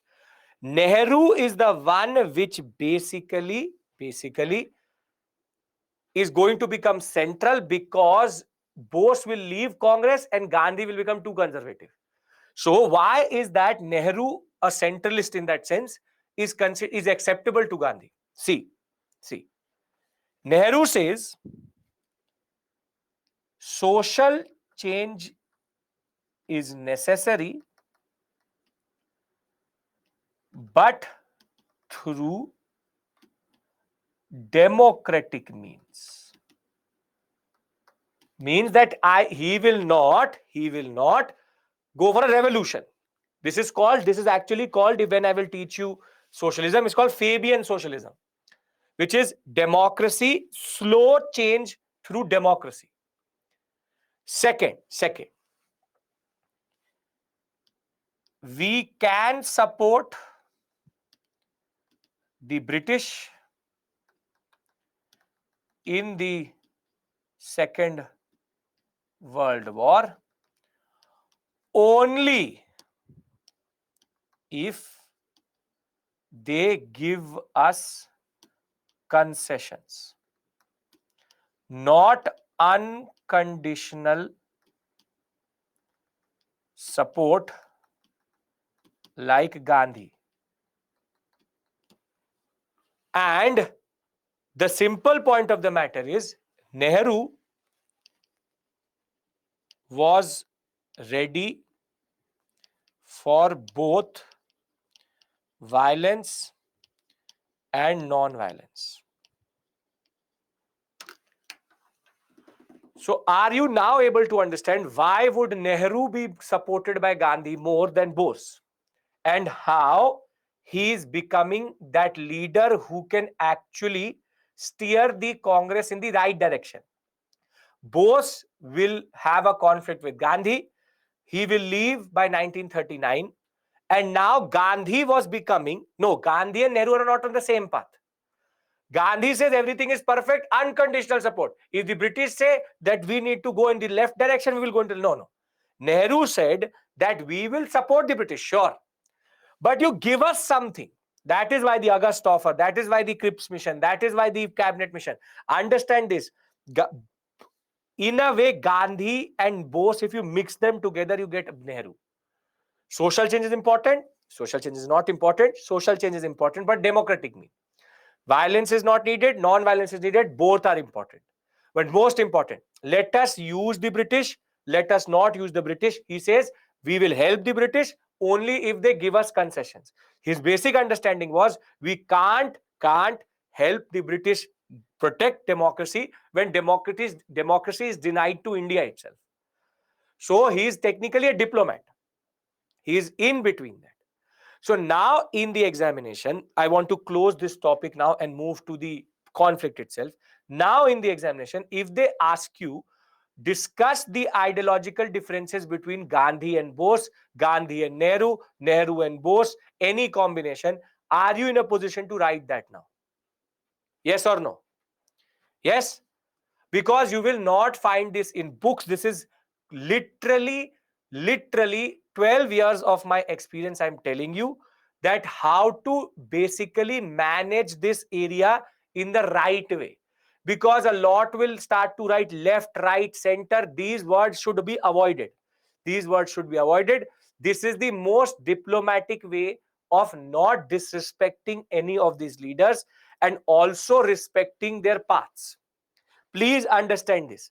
You and me are not in a position, and please remember that this is called hindsight 2020, that it is very easy to say today in night 2023, Gandhi should have done that, Nehru should have done that, Bose should have done that. Very easy. Because we are sitting in the comfort of our houses knowing that my fundamental right is protected by the Supreme Court. They are doing what they think is right for the nation. But remember one thing, none of them hated none. Because that is something which is being created so as to create camps. No. Never did Bose say that Gandhi was useless. Never did Gandhi say that Bose was useless. Or they never publicly ever did anything. They will have their politics. You will see. Patabi Sitaramaya will be created. Gandhi will still be accommodated. Bose will be the larger man here.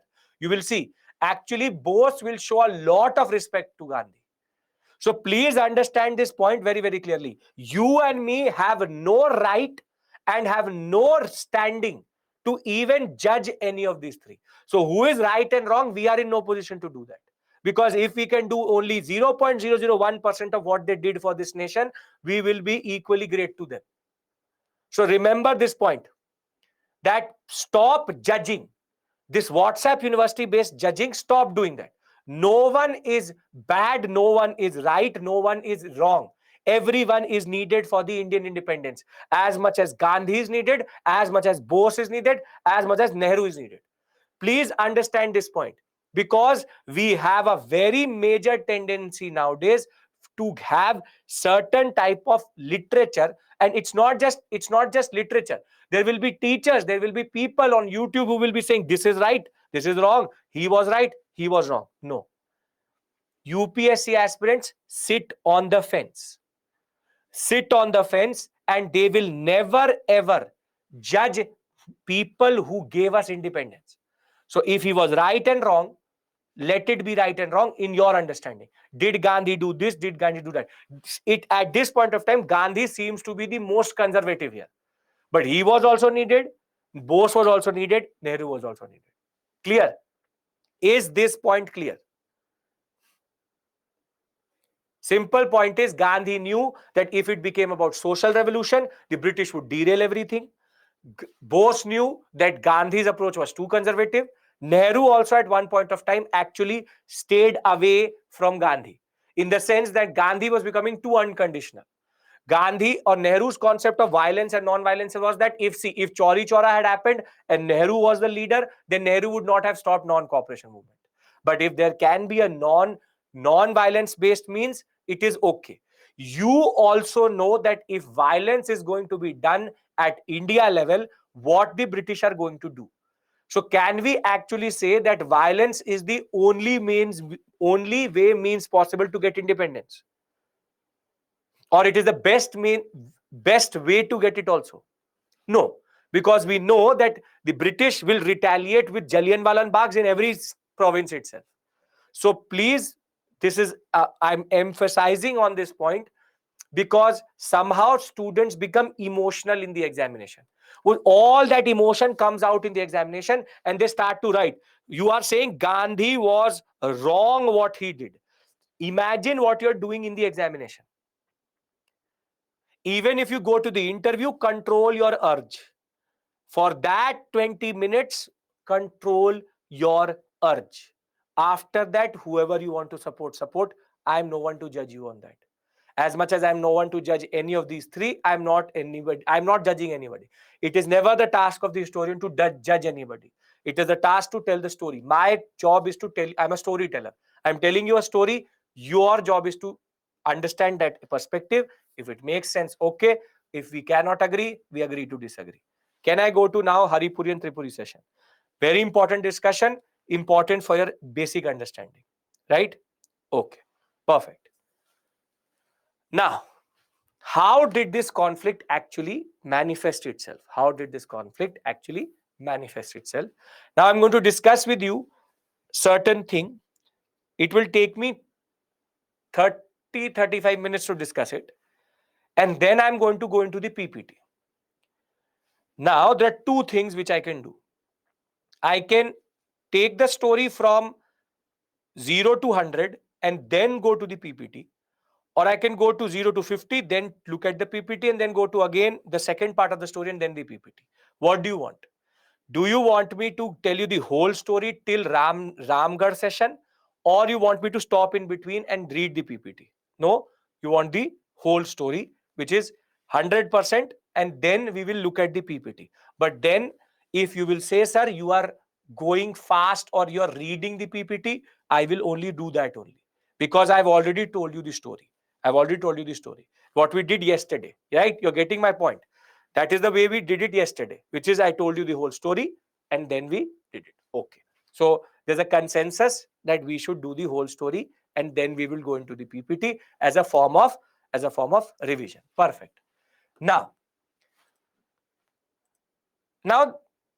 by 1938, the arrogance of the INC was now permeating its politics also.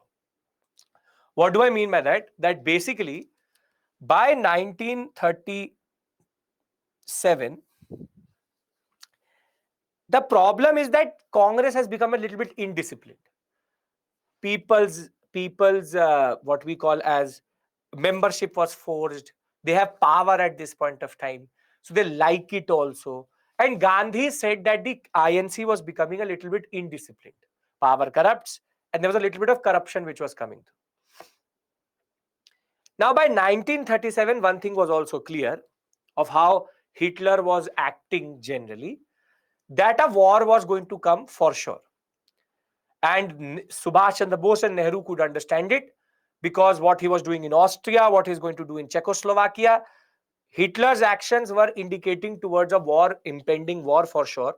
So by 1938, everybody was clear that a war is coming, and the INC had become a little bit indisciplined by this point of time. So what happens is that in 1938, the Congress session is going to happen at a place called, and please look at the spelling here, it's called the Haripura session. Haripura session. One is called the Haripura and the other one is called the Tripuri. Tripuri. Please, I'm showing you the slide so as to show you the spelling. One is called the Haripura session and the Haripura session. Now, in the Haripura session, Subhash Chandra Bose stands as the president, and his power at this point of time was that he was unanimously elected by everybody.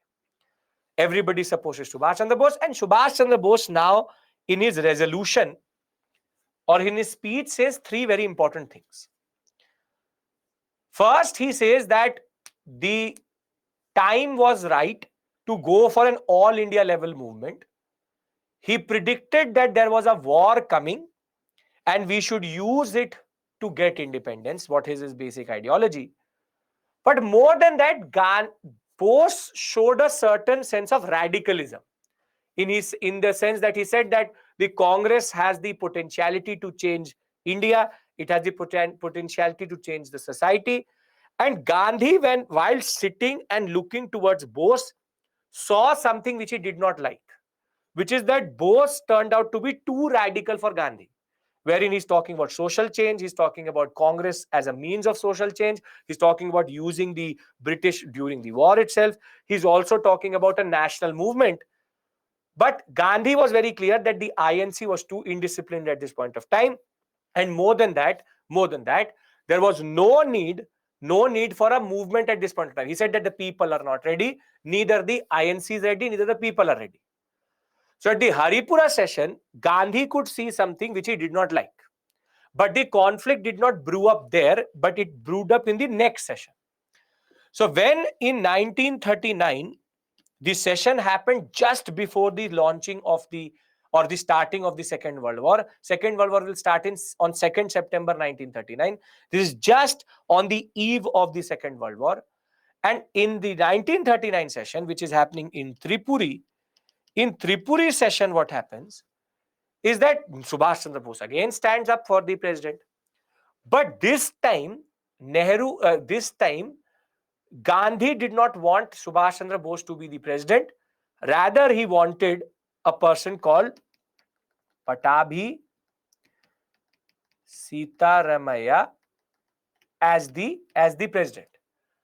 So Subhash Chandra Bose will now fight the president's position against Gandhi's candidate, which is Patabhi Sitaramaya.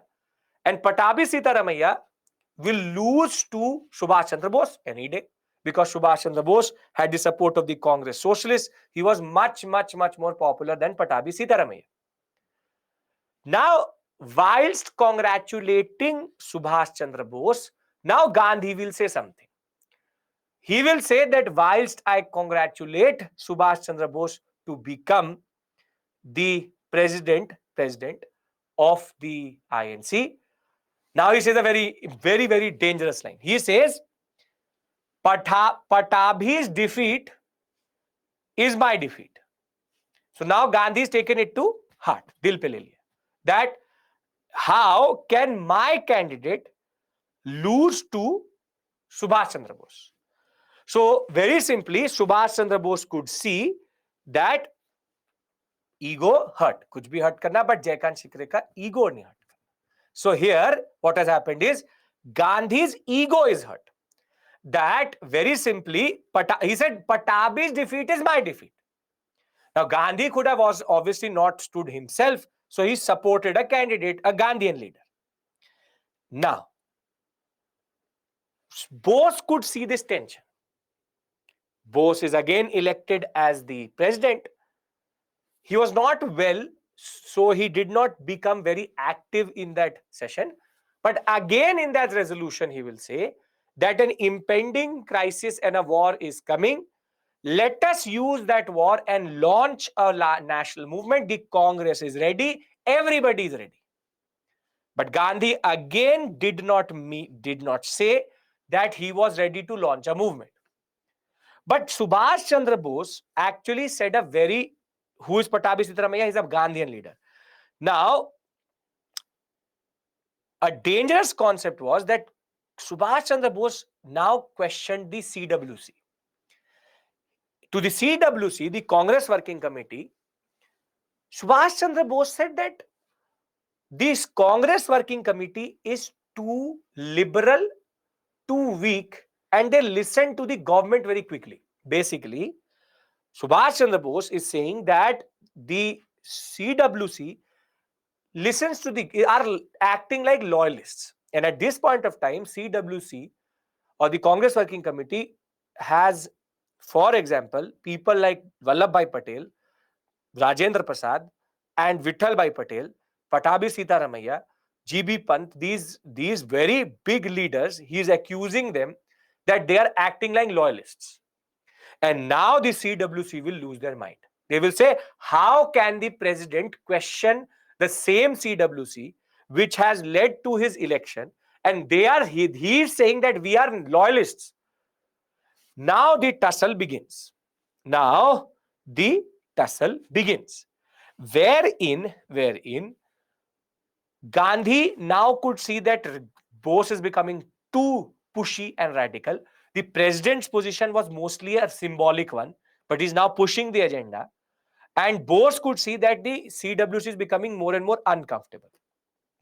Now, the major standoff is going to be that CWC will say, okay, if you don't believe in us, then we dissolve the CWC. Then we dissolve the CWC. You choose. You choose the CWC. We resign. So the CWC got resolved in the Tripuri session itself. And now before resigning, they said, we would want that the CWC should be created with the consent and wishes of Gandhi. Subhash Chandra Bose says, okay, if that is the case, then let Gandhi choose the new CWC. But Gandhi says, in a very tacit way, that I don't want to push my CWC on Bose. So now there's a deadlock. Bose won't make it because he knows that Gandhi will get offended. Gandhi will not make it because Bose will get offended, or Gandhi said, I will not make it because you are the president. Now the tussle became so much that the CWC had got resolved. It was not getting constituted. So Bose will see no option. He will try to approach Gandhi multiple times, but Gandhi was not ready to listen, and Bose will resign from the position of president, and therefore he will basically in a way bow down to Gandhi. Now Gandhi was very clear, I don't want to launch a movement, I don't want to launch the movement. Bose was still the president of the Bengal Committee of the Congress. Without the permission of the CWC, without the permission of Gandhi, he will very simply launch a small movement in Bengal. And as soon as the CWC is going to get to know about what Subhash Chandra Bose did, he will be removed as the Bengal president also. And more than that, he will be debarred from holding any position in the INC for 3 years. So in a way, Gandhian leaders prevailed and Tripuri session became the battleground, in the sense that in 1938, the Haripuri session, Bose creates a certain type of wave and energy which Gandhi does not like. Haripuri session, the Tripuri session, things go as per plan, but Patabi's defeat is considered as Gandhi's defeat. CWC is dissolved. Thereafter, Gandhi would not constitute it. Subhash Chandra Bose did not want to, and therefore, because they did not want to show that they were fighting publicly, Subhash Chandra Bose resigns. But once he resigns, he launches a movement against the wishes of Gandhi and the CWC. He's expelled in that sense. And thereafter, as it is, Subhash Chandra Bose will leave the INC and form a new body which is called the Forward Bloc. And and thereafter Subhash Chandra Bose's orientation will change. He will believe that the INC is not needed, and then the story I will pick up tomorrow when I'll talk about the INA. The INA, which is after the whole ordeal by 1940-41, he will be out of India. He'll be now going to Russia, then to Japan, then to Germany. We will discuss that separately. So this is basically what is called Gandhi versus Bose, wherein or Gandhi and Bose or Gandhi and Bose tensions, represented in two sessions, Haripura and Tripuri. No question has come from this area. As it is, they can't ask it. But I hope you get the point. How these two actually are pushing each other in a certain sense. Bose had he was much more humble to give up to Gandhi, and he understood that as it is Congress, he would never get the representation or the power he ever wanted. Is this clear, everyone? Come on. Bose, Gandhi, clear? Because then I'll go into the second part of the story and we'll read it out of the PPT thereafter. Okay. Now, yes, in a way, Gandhi was passive aggressive. That is the way. It's a passive aggressive move. That's totally passive aggressive. Everybody is following. There's no issue. Forward block, forward block. Everything is written in the PPT. Don't worry. Now the Second World War starts.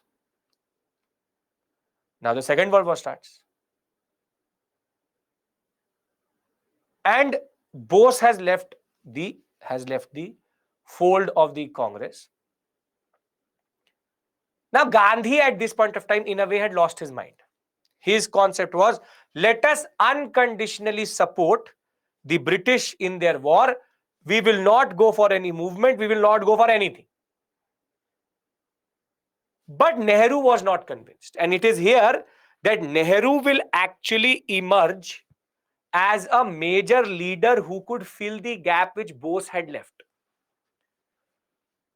So what happens is that in 1939, as soon as the war starts, now Viceroy Lithgow is going to establish what is called the War Cabinet. Now in the War Cabinet, we will do Second World War, First World War, all these wars in world history. Don't worry about that, Deepanshu. That whole story, French Revolution, American Revolution, Russian Revolution, First World War, Second World War, interwar period, I will do that with you. Don't worry. 10 classes for that also, separate. Just for right now, trust me that there's a war which is called Second World War. You can do that much, right? Okay. So, very simply, the War Cabinet is created by 1939. And now Lithgow is going to invite the INC that why don't you join us?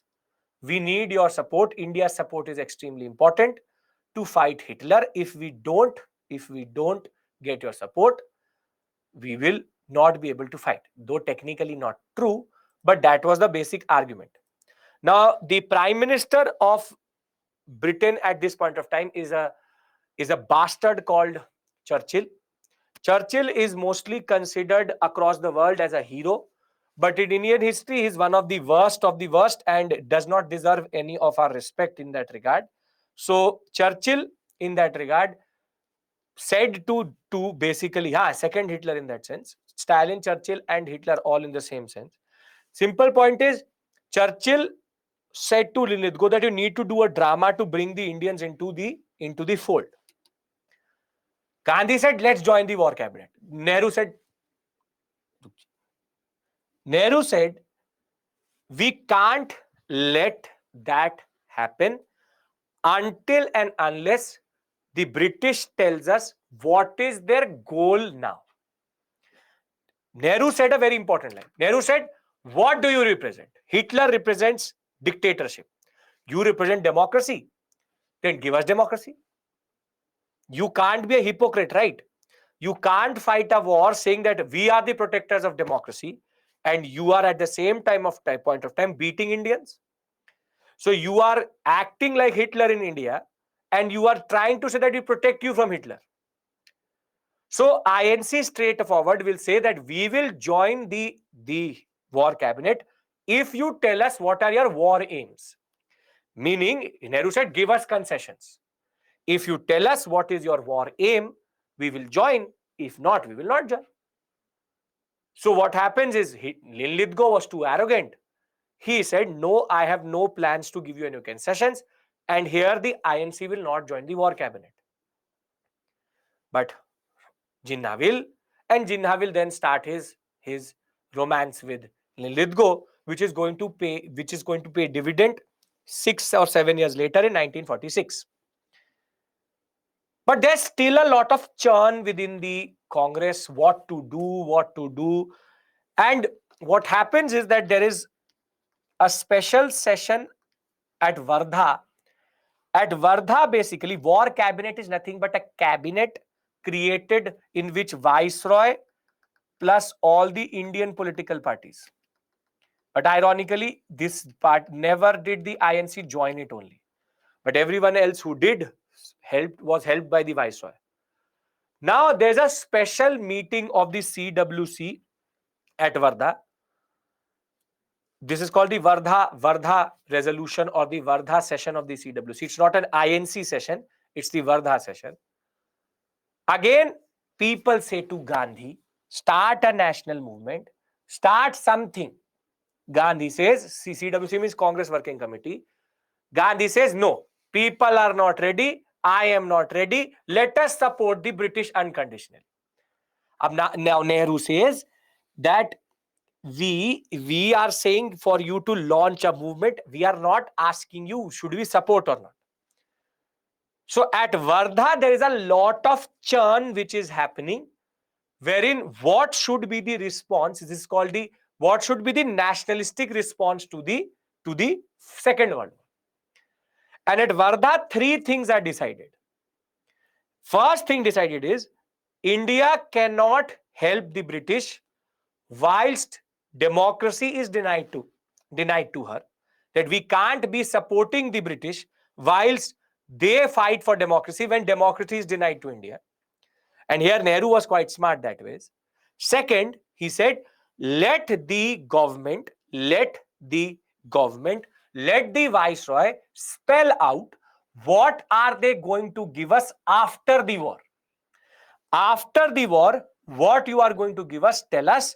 And our resolve is we only want complete independence. Don't give us this lollipop of dominion. We want complete independence. But right now, tell us what is your resolve. You tell us what you are going to give us after the war and what are you going to give us right now. So three things are very straightforward said at the Wardha CWC meeting. And you can see now Gandhi is going a little bit back in the picture and Nehru and Bose are coming forward, because Gandhi at this point of time was not ready to do anything. He was like, unconditionally support the British, unconditionally support the British, because Hitler is bad. Nehru said, I can't do that. I will not unconditionally support the British. I have to get something out of this. Now what is going to happen is, what about Jinnah? Jinnah doesn't care. His thing was, I want to become something. He was an unemployed person. He wanted something. However he gets, he doesn't care. Think of Jinnah like that. He just wants power. That's it. So he's a power hungry man, and I will tell that lust for power. He had lost his mind. You will see that, because the major moment in which we get to know what Jinnah was actually doing is when cabinet mission said, okay, we give you Pakistan. Now tell us, where is Pakistan? He could not write anything only. I'll show you the map which he created. 9 Pakistans he created. So I'll tell you that. Don't worry. Now, Wardha resolution says that now we need to, in a way, send to the British a certain type of message that we are not supporting them.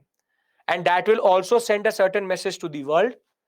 And that is where they decide that the Congress ministries, I showed you 28 months of rule. The Congress ministries, the Congress part, the bodies, these political parties or the governments which had been formed at the provincial level, now it will be decided at the Wardha session that Congress ministries should resign, that we will stop support with the British. And at the Ramgarh session, that is the session, at the Ramgarh session 1940, at the Ramgarh session of the INC, the three things which I told you are ratified. Wardha is a CWC session, which is the Congress Working Committee's only meeting. Ramgarh session is the INC meeting properly.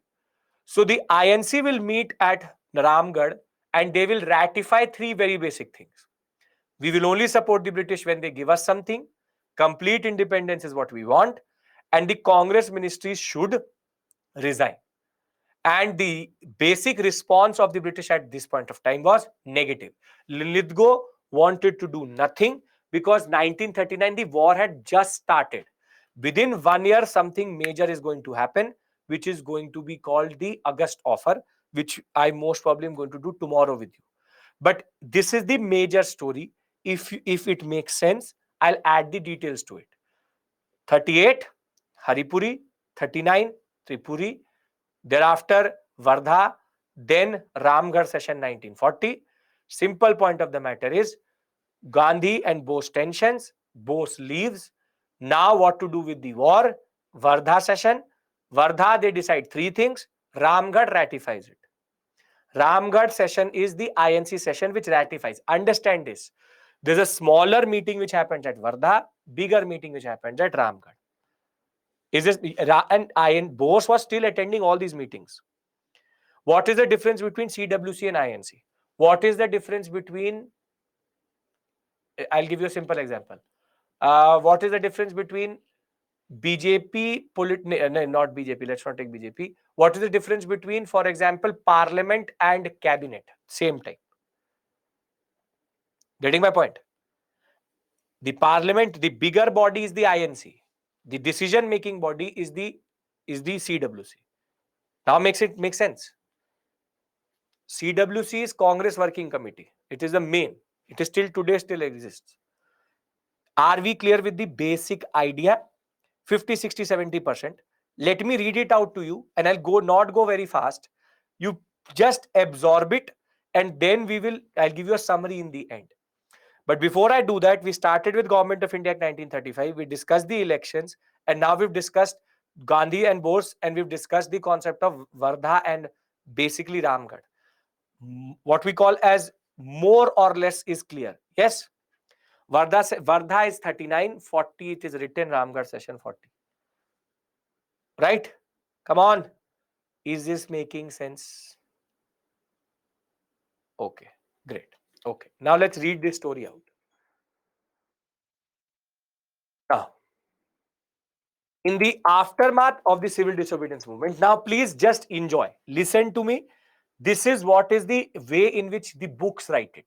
So now you are just going to fill in the gaps where you have gaps. In the aftermath of the civil disobedience movement, there was some disarray within the Congress. In Gandhi's perception, rising corruption and indiscipline was there. He was also unhappy with the rivalries and squabbles which were happening in the Congress. Bogus membership, unethical means employing to getting more and more people into committees. Congress was now acting like a political party. Gandhi firmly believed that the Congress should first put its house in order before a movement could be launched in that regard. On the other hand, Subhash Chandra Bose, by this point of time, had already been the president of the Bengal Provincial Congress Committee. He was a person who technically was more close to Jawaharlal Nehru because Jawaharlal Nehru and Bose both very firmly what we call as supported the Purna Swaraj resolution. Previously also, both were not on the same side when it came to the concept of the Nehru report. So therefore, Bose did not agree with Gandhi when it came to the national movement at many different points of time in that sense. However, it is at the Haripura session where this story starts. What happened at the Haripura session is very simple. Congress meeting will happen in Haripura in Gujarat, February of 1938. Bose was unanimously elected as the president of this session. He was in firm belief that the Congress ministries were very, very revolutionary and they could change anything. Bose talked about an economic development of the country through planning and instruments such as the National Planning Committee. So he's now talking about socialistic form of control. The session adopted the Congress resolution and the resolution generally. And the basic point of the matter was that it said that the Congress was also going to support people in the princely states who were fighting for independence. But what Gandhi saw in Bose was something too radical. Therefore, at the Tripuri session, these things will change. In 1939 January, when the Tripuri session will happen, now he will again stand up for president. But Gandhi was not happy with this candidature. Bose represented in his mind new ideas and ideologies, problems and programs, which were too progressive when it came to anti-imperialistic struggle. Sardar Patel, Rajendra Prasad, J.B. Kriplani argued that the CWC is the real power and the Congress president is just a symbolic position. So, the simple point of the matter is we decide the agenda, not the president, and it's not a position of power, it's a position of symbolic control. So, very simply, you can see that Bose was using this as to voice a new power and energy within the INC, and the INC is saying the president does not decide the agenda. Thereafter, the person who Gandhi favored was rather Patabi Sitaramaya. However, Bose will defeat Patabi Sitaramaya by close to 200 votes, as he got the full support of the Congress Socialist Party and the Communists. Gandhi will congratulate Bose, but he will take it on his heart that Patabi's defeat is my defeat, and now Bose versus Gandhi had come to the forefront itself. Now, when the session will happen in MP near Jabalpur in Tripuri, this is going to come in front of everyone. It was obvious that not all was well within the Congress. The Congress Working Committee was not supporting the president too much. And more than that, the election of the president, which was a constitutional thing within the INC itself, was now creating a lot of conflict. Bose's victory had polarized the ideology and the forces within the INC itself, and therefore the election of Bose was now in the context of inner crisis and internal conflict. Now, Bose will accuse the Congress Working Committee leaders that they were ready to compromise with the government on any matter. Now, the leaders felt, Rajendra Prasad felt, that they could not work with a president who would publicly criticize and cast doubts on their nationalistic resolve. Bose was not well, though he will still attend the session. And in the speech, he will say in January of 1939 itself that there was a war which is going to start in Europe, and it did by September. And he favored giving the British a 6-month ultimatum. And if they don't grant us independence, we will go for a national civil disobedience movement. Now, you tell me, would Gandhi support something like this? A 6-month ultimatum, a mass civil disobedience? Obviously not. So, Bose is showing a certain type of radicalism, a certain type of ideas and energy which Gandhi does not support in that sense. So, in his opinion, which Bose later wrote, the Congress was strong enough to now go for a mass struggle. He said that let us take the advantage of an international crisis to get independence. Gandhi, on the other hand, was a firm belief that this ultimatum was not the time to, it was not the time to give ultimatums, and the Congress was not ready for a mass struggle itself. So he was also aware of the communal discord and the class strife. So Gandhi thought that things will go out of hand very quickly. No mass movement in 1939. Now the tussle will come when it will be about constituting the new CWC. So the resolution was moved by GB Pant, reaffirming faith in Gandhian politics, and he said Bose nominate the working committee in accordance with the wishes of Gandhi.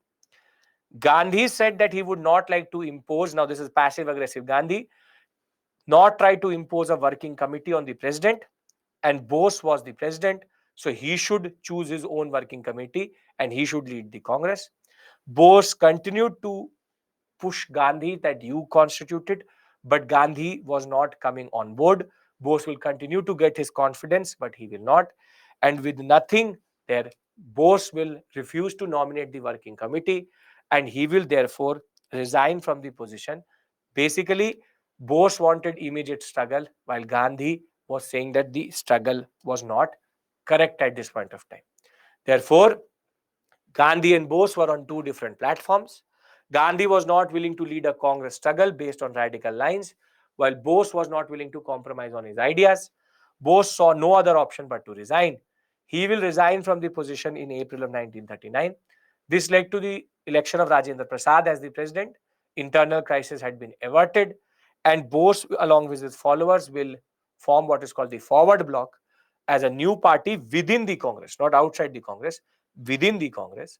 However, Bose complete breakdown will happen when on 9th July, against the wishes of the All India Congress Committee, he will go for a mass movement, All India protest. He will be removed from the post of President of Bengal Provincial Congress and debarred from holding any position for the next 3 years. And thereafter, the Bose relationship with INC is going to more or less break. Anybody has any issues in this part of the story? I told you the whole story. I gave you the gist. Now I've read it also.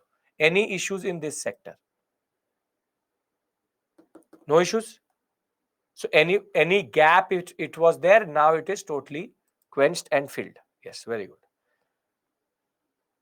Now the second part of the story is related to Ramgarh and the concept of Varda. The tussle is because of their approach. Yes, that is because of their approach. See, Ilma, the question which has come previously, there's a question which has come, but it's a purely theoretical question. I'll show you that question. There was one question which said, discuss the ideological differences between Gandhi and Bose. So there's a question which has come, but not on the story. See, understand one thing.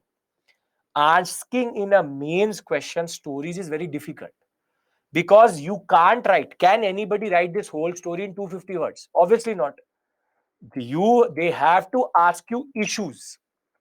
They can't ask you stories because stories is not what really matters, but more than that cannot be written in that regard. You're getting my point. If by this point of time we are in the close to the 20th class in that regard, I hope that you are getting the point that stories cannot be written in the examination. Stories are too long to be written. I hope you have cognizant of this in that regard, right? So can I move to the next section? Gandhi did not want to start the movement because he believed the Congress was indisciplined. People were not ready, and he did not want to disturb the British in that regard. Okay. They can ask different ideologies and differences. They've already asked that question. I'll show it to you soon. Okay. Now, one important thing, the way we are going, most probably, we'll have an extra class on Saturday. Remember that. Saturday, we'll have an extra class. 2 hours, 2.5 hours. I only need 1 hour though. I'll take 2.5 hours with a break in between. What we'll do is that this is 21st class. This is 20th class. Tomorrow, Wednesday, Thursday, we'll do national movement. Friday, Saturday, and Monday, we'll do post-independence. So I'll make sure either 7 to 9 or 9 to 11. Either way, it's recorded. That's not an issue. Saturday session is going to be recorded. You can watch it anytime. Simple point is, I'll not break the flow of national movement. Rather, I will take the extra class for post-independence so that you have a proper sense. By Thursday, we'll give India independence, right? So I please be cognizant of this, that there on Saturday, if you can make it, sure. If not, there will be a small extra class. You can see the recorded version if you want to, right? I will be live. I will be live only. But if you are not able to attend it for some reason, I'll tell you tomorrow by surely. Independence has been delayed by 1 day, sure, if you want to call it that. Yes, by 1 day we have to, because of the pace. I should have reached till Cripps mission today, but you can see if I pick up the pace too much, it will stop making sense. So I'm going slow because I believe that you need to understand. I will give you the time and everything tomorrow, right? So don't worry about that. Tomorrow I'll confirm everything. You will get an email, you will get a notification. I will keep on telling you that you have a class. I will make sure that you can attend it live. If you can't, still you will have the access to it, right? So don't worry about that. But I'm just giving you a heads up because I don't want to rush. It is my prerogative. I could have done it within the same time. So I'm not trying to rush generally because I believe that this is an area which needs time. Okay. So now we are just going to do the Vardha thing and the Ramgarh, and we'll end for today. So can I do that? Yes, you are obligated to attend this extra class. Yes, if you want to call it that. Yes, sure. Why not? I order you to attend it. Sure. Okay.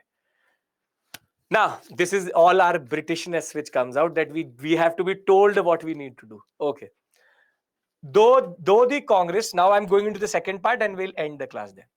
Though the Congress did not like the unilateral action of the British to draw India into the war, which resulted in Indians now going to the war itself, supporting the British in that sense. Indians were deployed in the Second World War. The hostilities of the Congress to fascism, Nazism, militarism, this is Hitler and Mussolini, was much more consistent than the British. We were much more consistent towards oppression.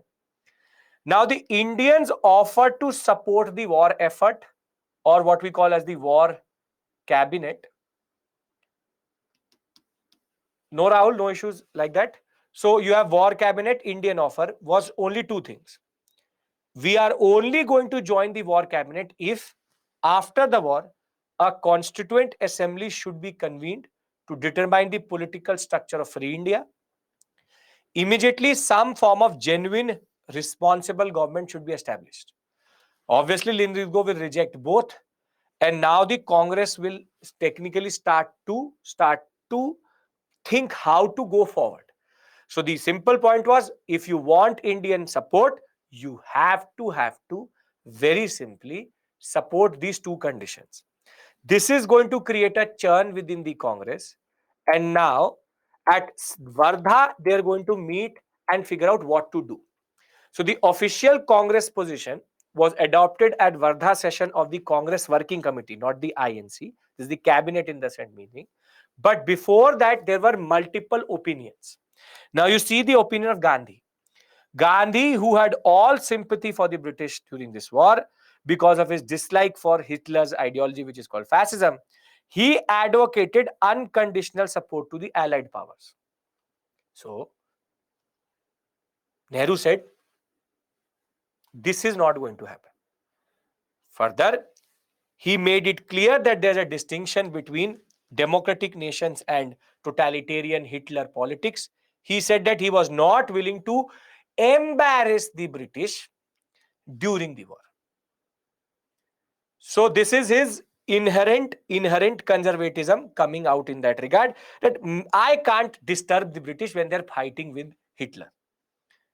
Subhash Chandra Bose, other socialists, Acharya Narendra Dev, Jai Prakash Narayan, who all were invited to this session, had different opinions, and they said they have no support to the British. They have no support to the British on sympathy. Sympathy is the last word which is going to come towards the British in that regard. Now Nehru had to figure out something. Jawaharlal Nehru was now going to stand as the leader he was, and he will say that he was not ready to accept the opinion of Gandhi and neither of the socialists. He was clear that what he wanted was much more than what Gandhi wanted. And he was clear that I understand the difference between British and Hitler. But he believed that justice was on the side of British, France, and Poland. He also believed that Britain and France were imperialistic powers. And the war was result of the internal contradictions between capitalism. Basically, how capitalism wanted to protect itself from socialism. That I will discuss with you when I discuss Second World War. The CWC resolution condemned fascist aggression, fascism. Fascist, when it says, it means Hitler and Mussolini. It further said three things. These are very important. India could not be party to a war being fought on the face of it for democratic freedom, while the freedom was denied to India itself. Therefore, if Britain was really fighting for freedom and democracy, it should prove by ending imperialism in the colonies and establish full democracy in India. The government should declare, and this is the most important point. The government should, yes, there will be class tomorrow, nothing changes for the weekday. The government should declare its war aim soon, and also as how the principle of democracy were to be applied in India after the war. The Congress leadership wanted to give every chance to the Viceroy and the British to get British or in what we call as Congress support.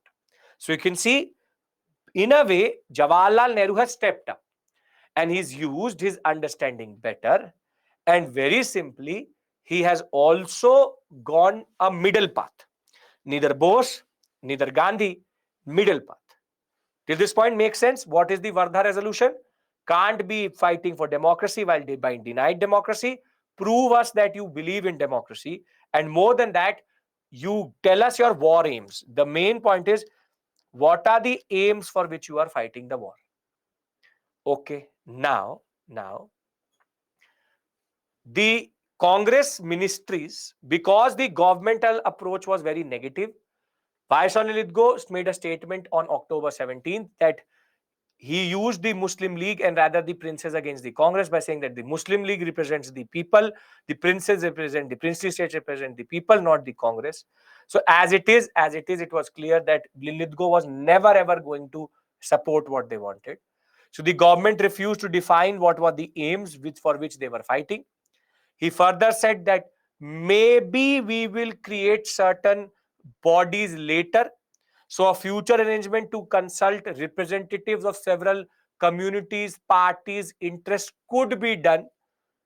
And he said that at immediate level, we will create a consultative committee. We will consult you on how you need to get independence.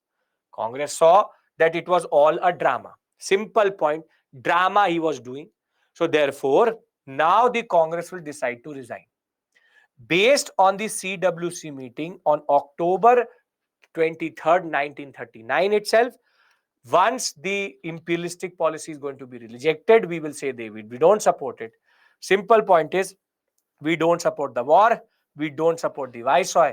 And the 28 months, after 28 months of ruling the provinces, the Congress ministries will resign from the provinces, Congress ministers will resign, Congress premiers will resign. However, all of this is still happening at the CWC level. That is why there was a need for a session, which is called the Ramgarh session in 1940, early 1940. In this session, certain things which presided over by Maulana Abdul Kalam Azad, he will now reiterate everything which we've already seen. He was the president, Maulana Abdul Kalam Azad, and you know how Azad was used quite a lot to irritate the Muslim League. Do you know how Maulana Abdul Kalam Azad was made to irritate the Muslim League? No. I'll tell you. See, anytime there was a committee when we were constituted, the Muslim League used to say, we are the sole representatives of the Muslims. So we will send our representative who is a Muslim and he represents only the Muslims in India. So the Congress, what they used to do, they used to nominate Maulana Abdul Kalam Azad. They would say, okay, if you are the sole representative of the Muslims, then how is that one of the most towering leaders of the Muslims is on our side? So Maulana Abdul Kalam Azad used to always negotiate with Jinnah. And Jinnah used to get irritated by the fact that how in public eye, he would never be able to say that we represent the Muslims only. So he played a very important role in negotiating with Jinnah quite a lot. Okay. All agreed that the battle must be waged, but disagreement over what form? The timing and form was left to Gandhi, but till now, in 1940 also, Gandhi was not ready to start a movement. He was in favor of continued cooperation with provincial level. He said that he would offer the British moral support during the war, but on non-violent basis. So you can see Gandhi is losing his utility very quickly. By 1940, he is now losing his utility because he's still somehow believing that, see, it's about between poison and a gun. He said, I will never support the gun. I will never support Hitler. I will rather drink the poison. So Gandhi's perspective is in a way problematic, but it is coming, but we cannot expect anything else from Gandhi. Gandhi is of this orientation only. Please understand this point. He is an idealist. He is going to say, no, I am going to do this only. That is the problem with Gandhi. Once he says yes, he says yes. When he says no, he's a satyagrahi. This is his passive resistance. This is my resolve and I will keep it. Can't do anything. So, see, as I said, it's not about right and wrong. Gandhi's perspective is that Indian people are not ready. And maybe he's right also. That maybe the movement which would have started in 1940 would have not taken them anywhere. Jawaharlal Nehru reiterated that complete independence was the precondition for Congress support for the British war effort. Subhash Chandra Bose wanted direct action. he still said that we should use this we should use this moment of British difficulty and get independence. That we should fight and we should actually get independence. Let's use this moment of weakness to get independence. Now, Congress finally declared that this session that the people of India would accept nothing less than complete independence. Indian freedom would not be in the form of dominion. Sovereignty must rest in the people, whether in the states or in the provinces. And with this, we finish our discussion for today. Very simply, we will tomorrow start our discussion from August offer. So please understand, what do we do tomorrow? Very significant developments. We will discuss August offer. We will discuss Gandhi's very useless attempt at a movement called individual satyagrah. Thereafter, we'll discuss Cripps mission. Then we'll go into the story of the INA trials, and the RIN mutiny. And day after tomorrow, technically tomorrow should have been our last class, but we will do day after tomorrow, Thursday. We'll discuss Weval cabinet mission, conference cabinet mission. Thereafter, elections of 1946. Then we'll discuss interim government, and then we'll discuss independence itself. So by Thursday, we should have independence. Very simply, this is the agenda for tomorrow. Please don't miss tomorrow's class anyway, because very significant things. Quit India also tomorrow. Quit India also tomorrow. When we discuss Cripps mission, quit India also. Quit India we will do, don't worry. Not missing quit India. Okay. Clear, everybody? Thank you. Independence on Thursday, which is what? 11th May 2023, we'll get independence. If you don't have a question, I'll see you tomorrow, same time. I hope everything is making sense. Constitutional history is done. Take care. Bye-bye. Have a very productive day. And I'll see you tomorrow, same time. And on Monday, we finish everything with post-independence. Ranjan, I'm not giving you a practice question because I have to give you the mains question only, straightforward. So just consolidate everything what you've done. Kalam and Lee. Abdul Kalam Azad never believed that Pakistan was needed. Okay. No Ambesh. We'll discuss that when we'll do first theme, which is the role of princely states in all of this. Thank you. Take care. If you don't have a doubt, you can leave the session. You can go to college. You can go wherever you want to. Would you teach yesterday, sir? Rahul, this tense is wrong. You're writing future and past tense together. Would, you are asking me future tense. Then you're asking me yesterday, which is past tense.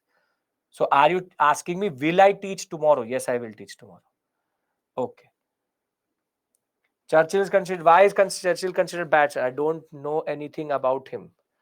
Raj, I'll tell you about him tomorrow, because Churchill for the West is a hero who defeated Hitler. But for Indian independence, he denied independence at all point of times. Lithgow was supported by Churchill quite a lot. Further, Churchill hated Gandhi, and we'll discuss that. We'll discuss that tomorrow, don't worry. Prastik, just write your question again. I can't see it. Just write it again. The British anyways have control over Indian army. Then why are they asking for INC support? Because that's called public opinion.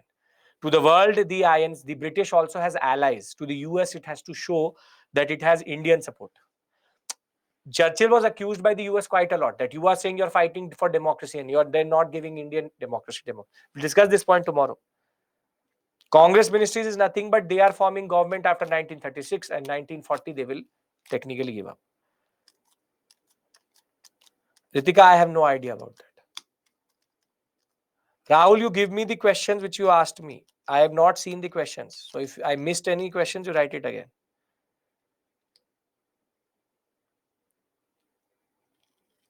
Yes, Prachi, true. Why was Gandhi need to say that it's my defeat? It's not about my defeat. He does not hate Bose. It's just that he does not support Bose's approach. I'll do that, Sayadri. Don't worry. Justice Party, Temper Entry Movement, miscellaneous topics. Don't worry about that. Supporting British. Why was Gandhi not again Pulkit? Nobody's going to call him a betrayer. that is not the way people look at Gandhi. Chandita, from which source you are asking me? Technically not true. Imphal campaign, I will tell you.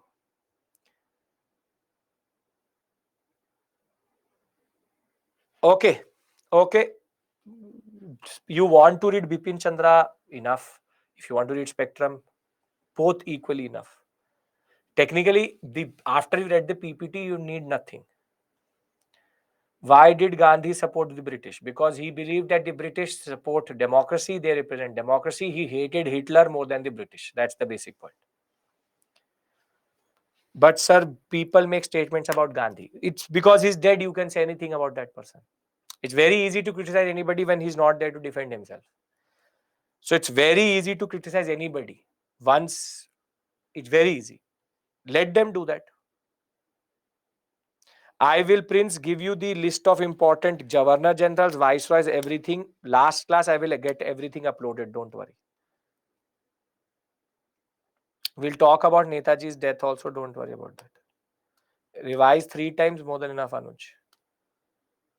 You want to call Gandhi arrogant? That is your prerogative. Okay. Perfect. I'll see you tomorrow, same time. Take care. Bye bye. The SME is there for the next half an hour to answer any of your questions if you still have some. See you.